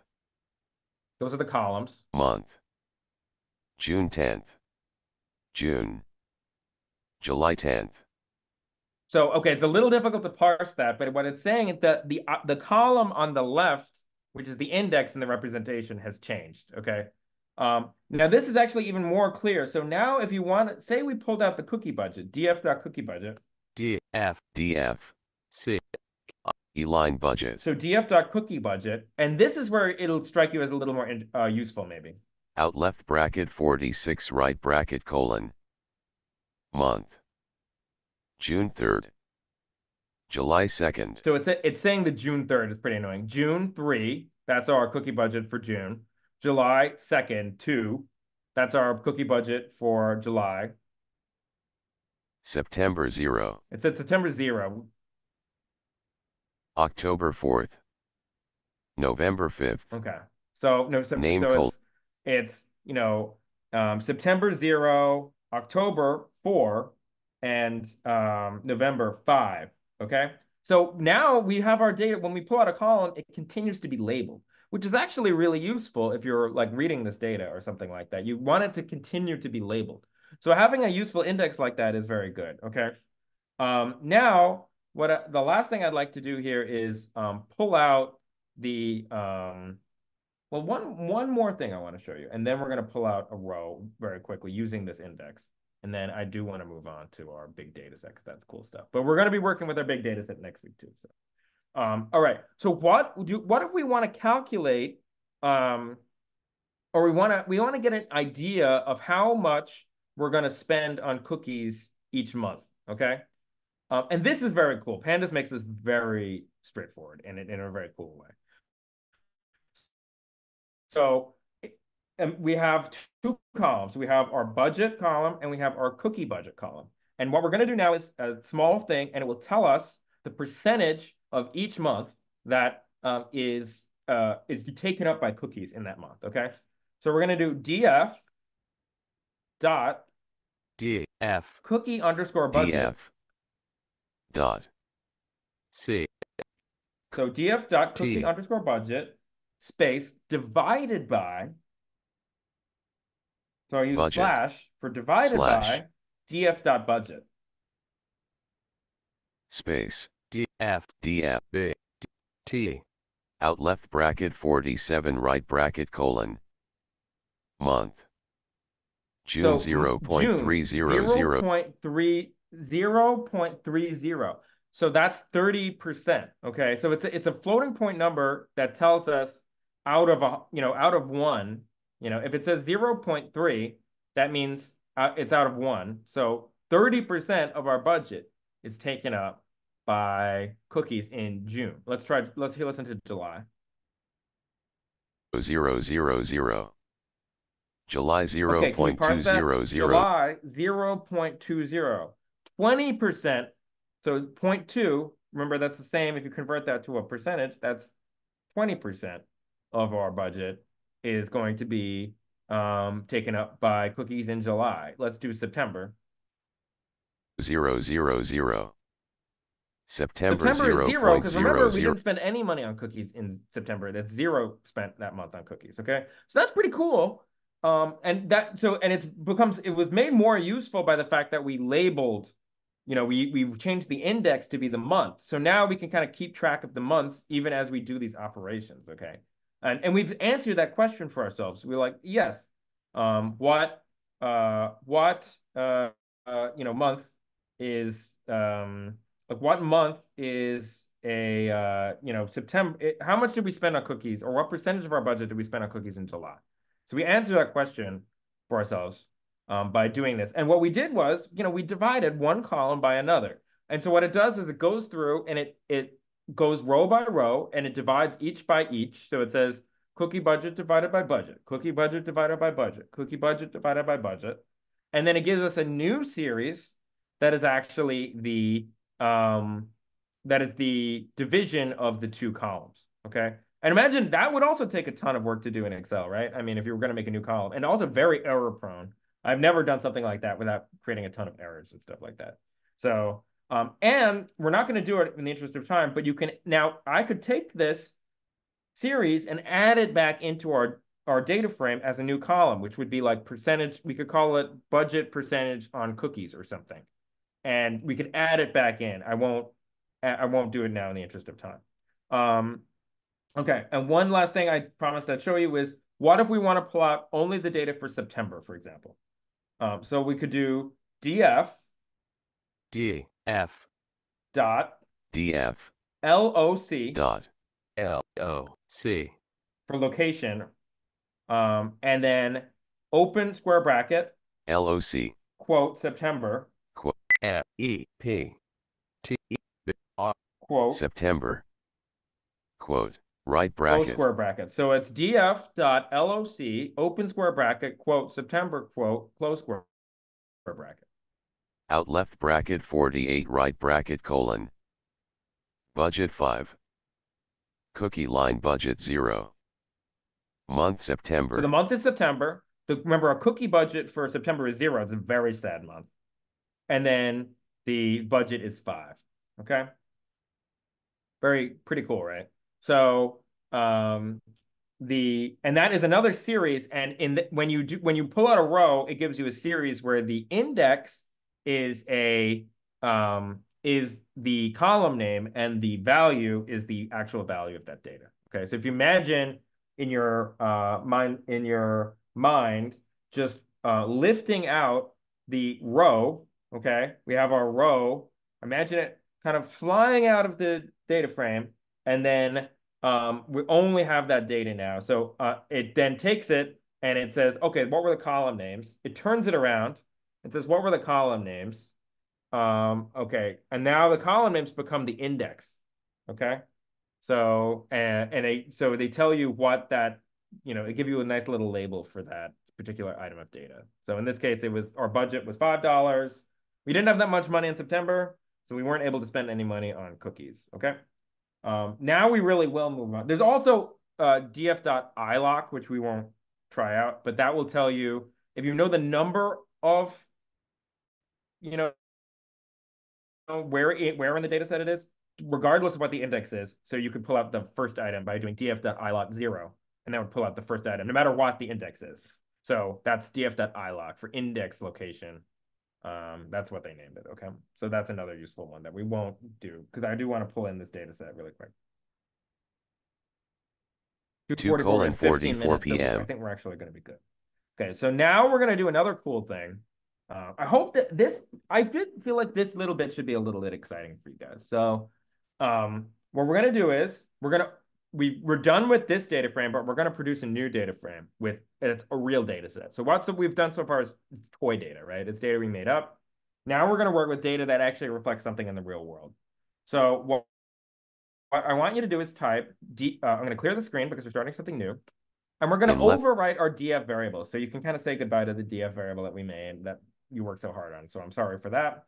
We'll do df equals df equals space space pandas p a n d dot s pandas read underscore csv r e a d read c s and then v open parenthesis csv okay left paren quote and then we do I'm going to give you a URL. So it's going to be http colon http / bit.ly for a short. This is a short URL shortening service. bit bit dot l / ly NYC BNB for NYC BNB. NYC B and I'll go over this again. NYCBNB. And then close the parenthesis. Right paren. I'm going to make sure it worked for me, and then I'm going to explain it again. Okay. File quote less Python dash input dash in df df space pandas dot read dot c quote p h / ly and I'm going to go over it again, don't worry. NY right. It's loading. In left bracket. That was the longest 3 seconds of my life. Okay, so what did we do there? So we type df for a new data frame variable equals pandas dot read underscore csv read underscore csv open parenthesis quote, and then we have a URL. So it's going to be http :/bit.ly bit.ly / NYC New York City BNB. So it's NYC BNB. Okay. And helpers can one of the helpers copy the line and paste it into the chat. And no shame in copying this one because it's a URL. Okay. I tried to make it simple so people could type it if they didn't want to copy. I know copying can sometimes be clunky, but we do have it right there in the hopefully someone will share it in the chat. Okay. So df equals pandas.read csv and then URL. What is this doing? I prepared a data set at that URL, which is it's basically a spreadsheet. It's comma separated values data. So it's a spreadsheet that I uploaded to that URL. And Pandas very neatly reads it in and imports it all into our data frame variable, which is pretty cool. So in that little line, we created a new data frame, and we're going to learn a little bit about it. So let's run through really quick because we're just reviewing. So I'm going to run through really quick some of the stuff you would do when you get your hands on a new data frame. Hopefully you guys are being able to import the data frame. Okay, remember it's bit.ly / NYCBNB. Okay, B as in Bravo, N as in November, B as in Bravo. Okay. Let's do df. So I'll do the representation, but it's not going to be that helpful. Remember, our representation is kind of overwhelming. So let's just do df out left bracket 51 right bracket : 48,891. Did you hear that? 48,891. So we're going to talk about this in a minute, but we don't know what that is yet, actually, but we're going to confirm in a minute. 3648557 36 48,892,36485,431. Now, my question, you're probably like, what the hell? It's just basically, it's just printing out random stuff. That's because what we have now is a big data frame, and it has, well, I'm going to tell you now how big it is. So it's going to be, how do we tell how big it is? We don't just look at the representation because that's too much information. It's not useful. Let's do df.shape. df.shape, S-H-A-P-E, no parentheses. Out left bracket 52 right bracket colon, left paren, 48,895, So this has 48,895 rows, each representing an Airbnb listing, and it has 16 columns. Okay, so this is a big, it's not big data because it still runs in our computer or whatever, but it's a much bigger data set than we've used so far. And it's real data, okay?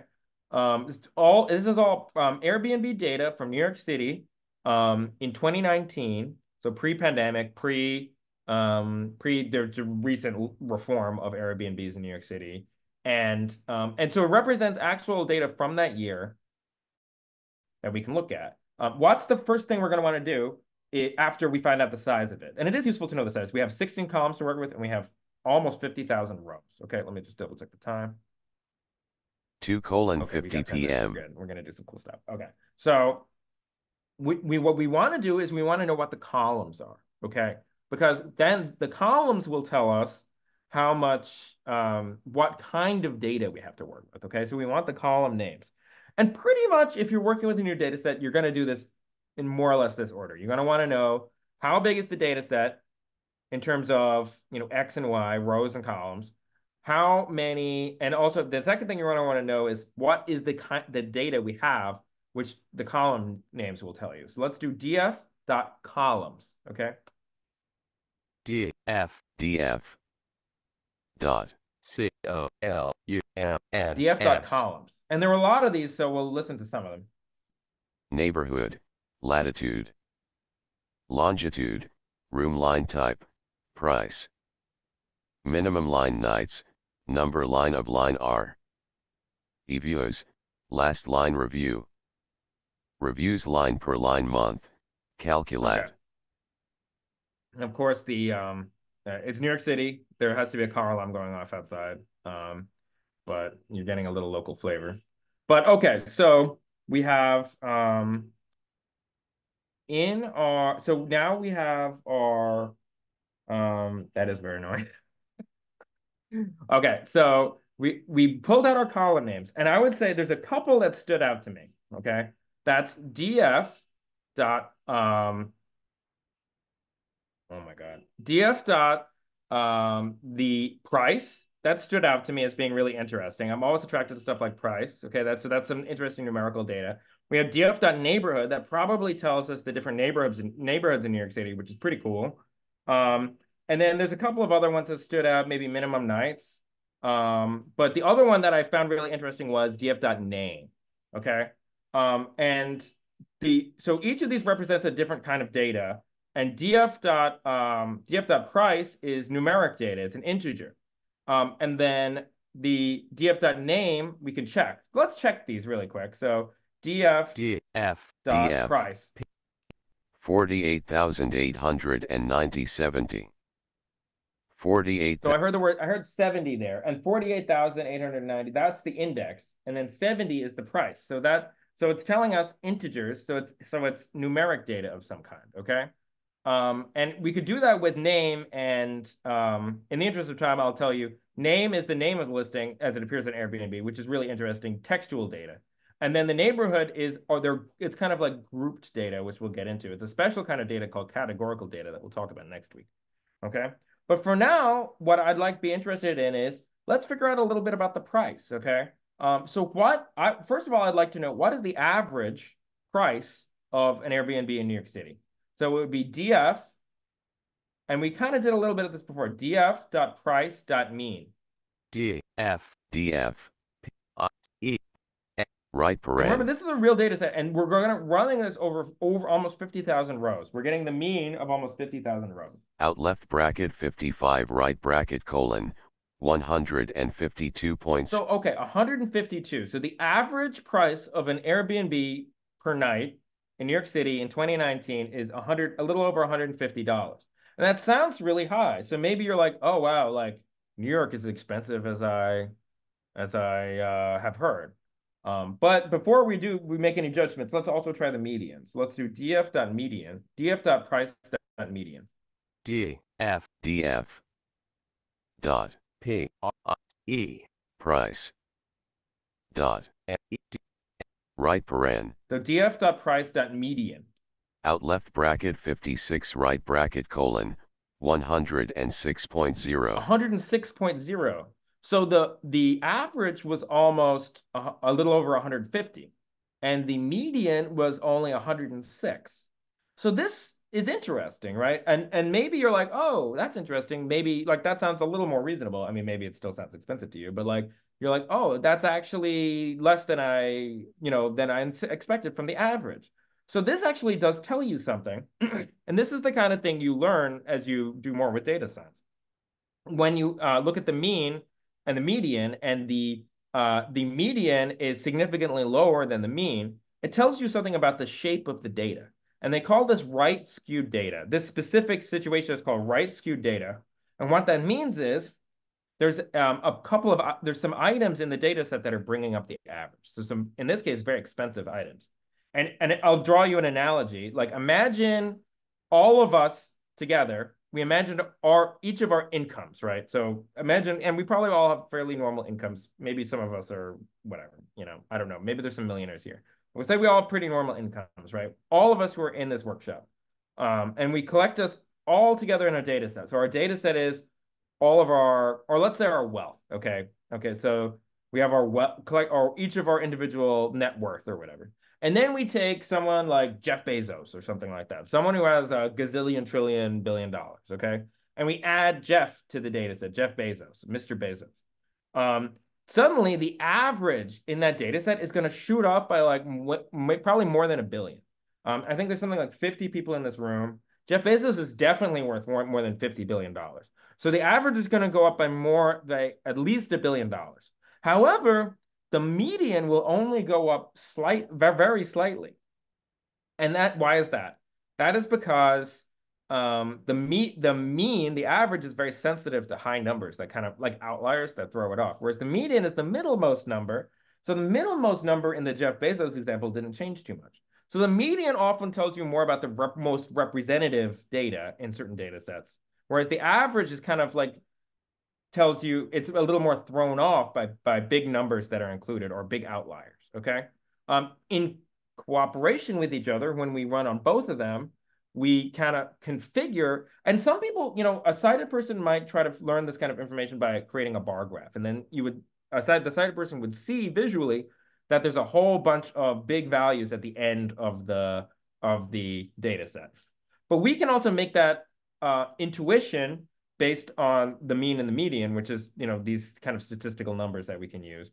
And this will be kind of the last thing we do in the workshop. I kind of want to tell you what we're doing next time, and I'll give you a little kind of philosophy of the non-visual stuff before we go. But this is the last Python we'll do. Let's confirm our hypothesis. So our hypothesis is that there's a few very large values in this data set that are throwing off our or that are not throwing off analysis, but that are not kind of skewing the data over toward the expensive side. So let's do df dot price p e dot price sort s o t sort line underscore values. s value right So paren that sorts the price from least to greatest. Okay. Now I'm going to in run left this, bracket and then I'm going to tell you to add something to the end of it. But I'm going to run it really quick. 40,433 9,999 12,342 Actually, 9,000 that tells us right there. Okay. So it's telling us from highest to lowest. So, I heard there, you know what it is? What's confusing here is that what Pandas usually outputs is it's from the least to the greatest, and it prints out the first 5 of the least, then it skips all the rest of the data, then it prints the last 5. But because I made the text so big in this, it's only printing out the last 5, even though it's supposed to print out all of it. Okay, so it's being a little deceptive here, and it's only because of me magnifying this command line environment so much. Okay, it's printing out the last five, but really what it tried to do is print out the first five and the last five. So what I want you to do is, so it'll work on your computer because you may not have magnified to the same extent. Press up. In left bracket 58 right bracket colon, df.price.sort line values left paren, right paren. Add to the end of that. In left bracket. Add to the end of that dot. Dot. Dot tail, T-A-I-L, open parenthesis, close parenthesis. T-A-I-L. Left, so now right we're paren. chaining three dots together. Out left bracket 58 right bracket colon, left paren, right paren. Out left bracket 58 right bracket colon. So this is just a bunch of preamble. We haven't got to the data yet. 40,433 9,999. Name colon, price, type colon. So it printed out the last five, and and basically it says there are a bunch of them we can review to see, but there are a bunch that are 9,999 and a couple that are 10,000. Blank. Name colon 29,238 10,000. That's the highest one. 9,151 10,000.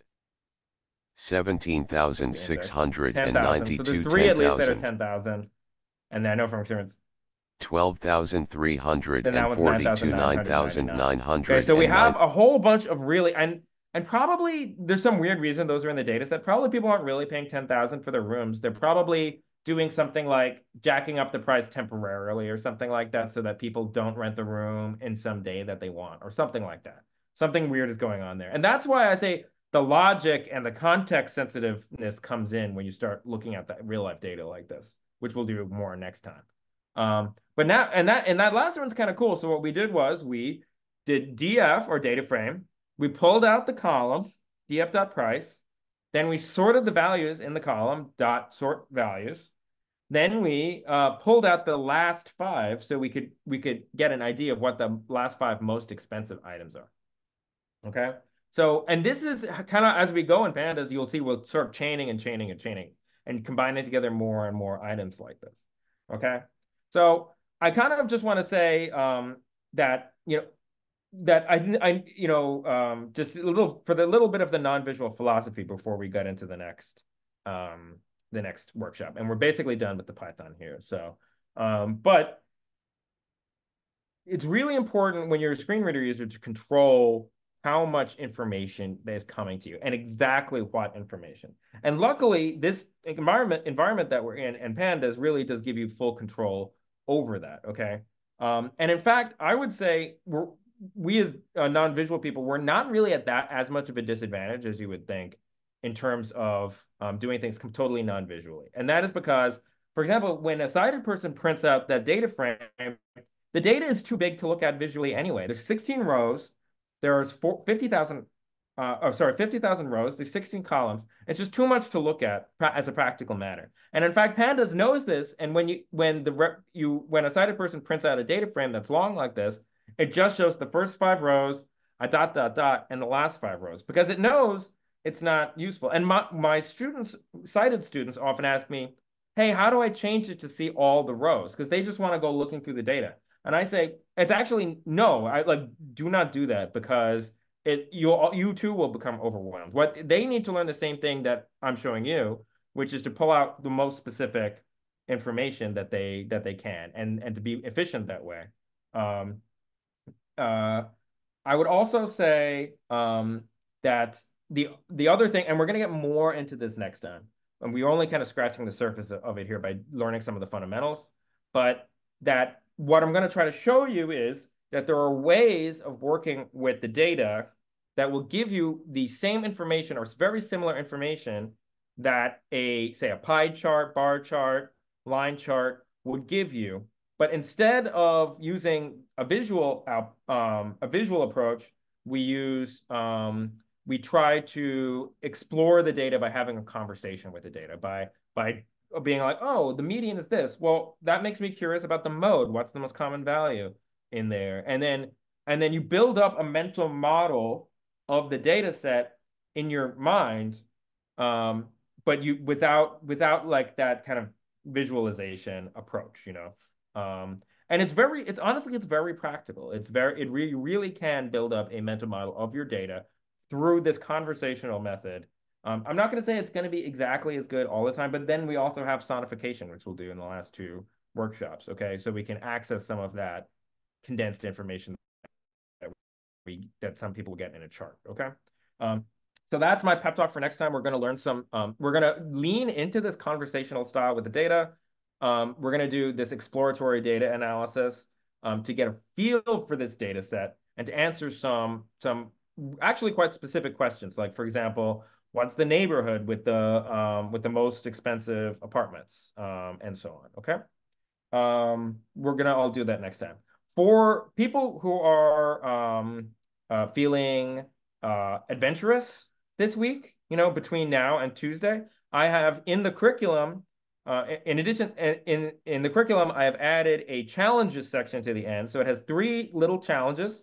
They only use, or they can be completed with items that we learned in this tutorial. There may be easier ways to do it, to solve those challenges in Pandas, but you can definitely solve them with the methods, attributes, techniques, and everything we've learned in this tutorial, okay? And there are like real questions about the data, this data set, that you can try to figure out if you want to challenge yourself between now and Tuesday. Okay, and I'll also say, maybe just because maybe it's not something you're used to, the curriculum that's been created for the first and second workshops, they've really been designed for independent work. So if you haven't looked at them, they're very descriptive. They actually have more information in them than I can get across to you in the workshops. And they're very, you know, talky, just like I'm talky, and conversational. So they're not just like a dump of the information in this workshop. They're actually like designed so people can follow along independently and without even you looking at these workshops. So if you haven't looked at those as a resource, they're there for you if you're feeling a little overwhelmed, you want to review. And then finally, if you want to kind of, you know, drop off the meeting or whatever, I'm just going to talk about procedural stuff now. On Thursday, we will be have another office hours, and every week after, you know, the Tuesday workshop, we'll have a Thursday office hours. It's at the same time during the day, so it's 1 p.m. Eastern time, 6 p.m. Grand Meridian time, or GMT. Okay, and and thank you. I'll stop the recording there, and I'm going to stick around for questions. Okay. Actually, if people have questions about the data science portion, I'll leave the recording running so people can benefit from that. So thank you all, and have a great day. Okay. So helpers, were there questions in the chat that came up that would be good to address, or does someone want to get on the mic and ask a question? Let's see. I think just if anyone wants to hop on the mic. And just to be clear, I wanted to make sure people have permission to leave now. You know, if you're worried about social permission to leave, you have permission to leave now. This is you know, even more optional than the workshops. Just want to make sure that clear. Oh, sorry, we have a question from Liam. Can we go through saving this as a file like last time? So I believe the IPython session.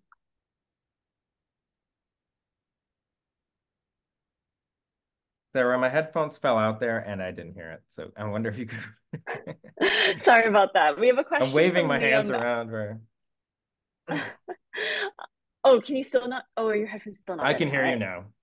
Oh, okay. Whoops. Okay. Whoops. Okay.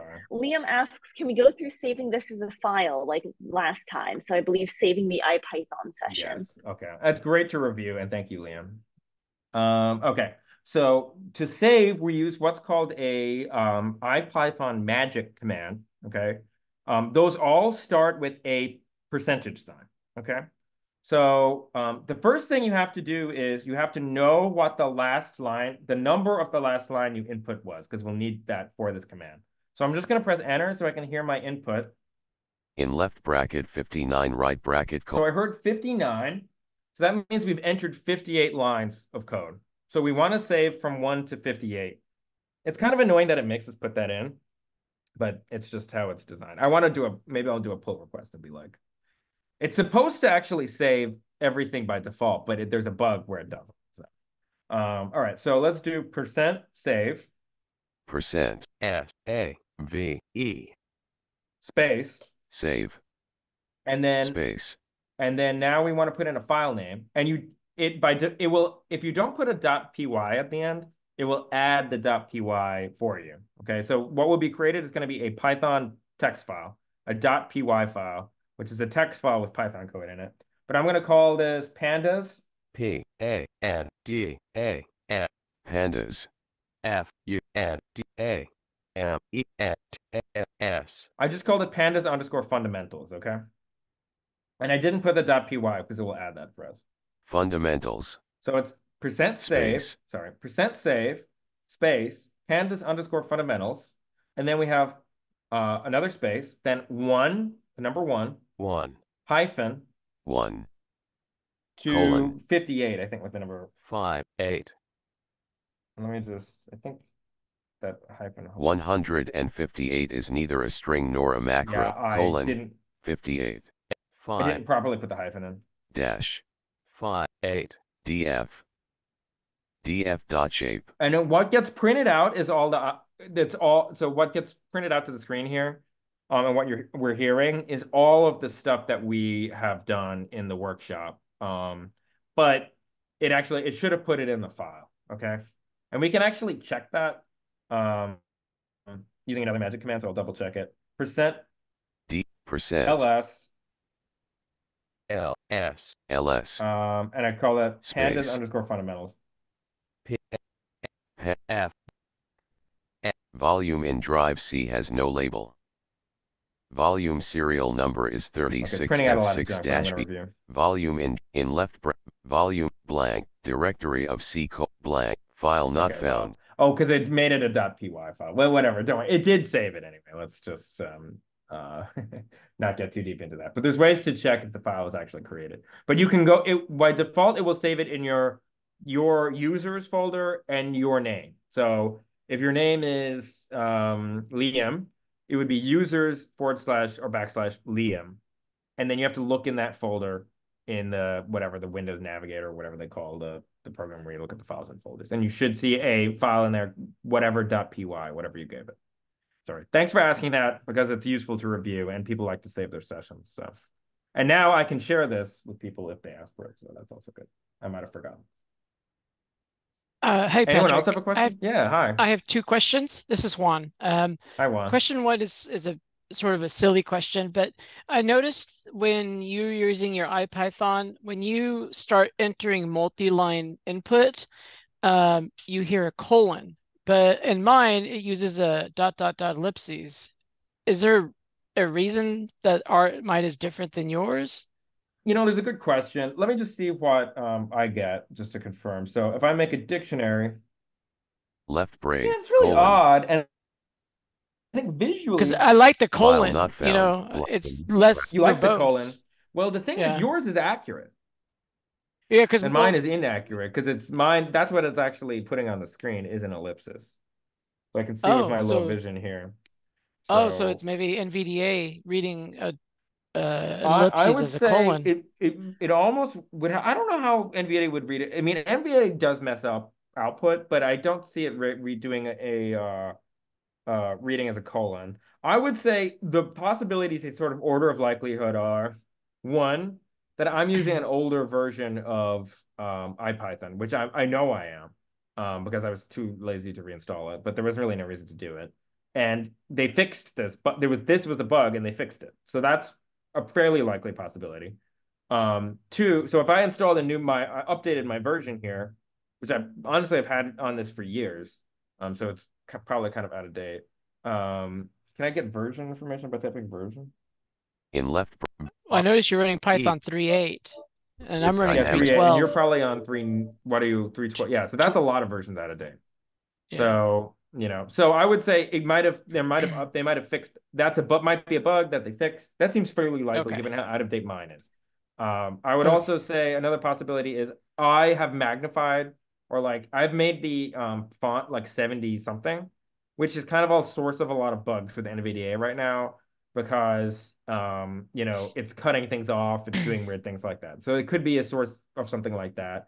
Um, yeah, I could have a different NVDA setting, but I think that's almost a less likely possibility just because it's Right. so weird. Yeah. Okay. It's probably because, yeah, your version is way older than mine. Okay, my second question is something you kind of touched very lightly on, like a single sentence last time, but I was just curious. So the magic command edit. So it Mhm. opens Notepad. Do you know how to change that? Because Yes, it's it's a little opening involved, and it's Notepad. kind of a little more like an office hours thing because it's a Okay. multi-step process. Yeah, but basically, what we're gonna do is change a setting. There's a functionality here, a magic command to change settings, um, and we will use it to change the setting, which will be um, the command line command for the node. Probably do you want VS Code? You probably want VS Code, right? Yeah, well, it's okay. I don't need it exactly. I just want to know. I just want to make sure it's not like something I change in Windows. If it's something I change in No. IPython, or is it You can something that totally change changes it. through? Yeah, you can change it in yeah, I don't think it may open the default text editor for your operating system. So if there's a way to change it in Windows, that's worth trying. But I do Okay. think it does require, I suspect it requires a change of setting in Okay. or in either the command line or IPython. Okay. But I will I can Google tell you that. I can what. Google that. Yeah, yeah, exactly. But you know what?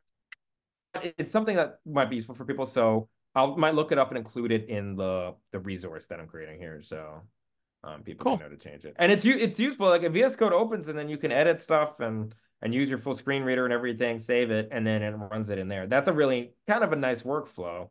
So Yeah. I mean, it was okay to use Notepad because, but and it Notepad just stinks. It's like I right. totally I get mean, it. for Yeah. simple like setting up structures like simple dictionaries isn't a big deal, but the auto completion in VS Code is way better, and so it just makes Absolutely. Pretty much coding a anything's lot better than easier. Notepad. Yeah. Notepad plus plus is also pretty good, and it's Yeah. accessible. So cool. Awesome. Cool. That's Juan, right? Thank you, Juan. Yes. Anyone else have a question? Want to get on the mic?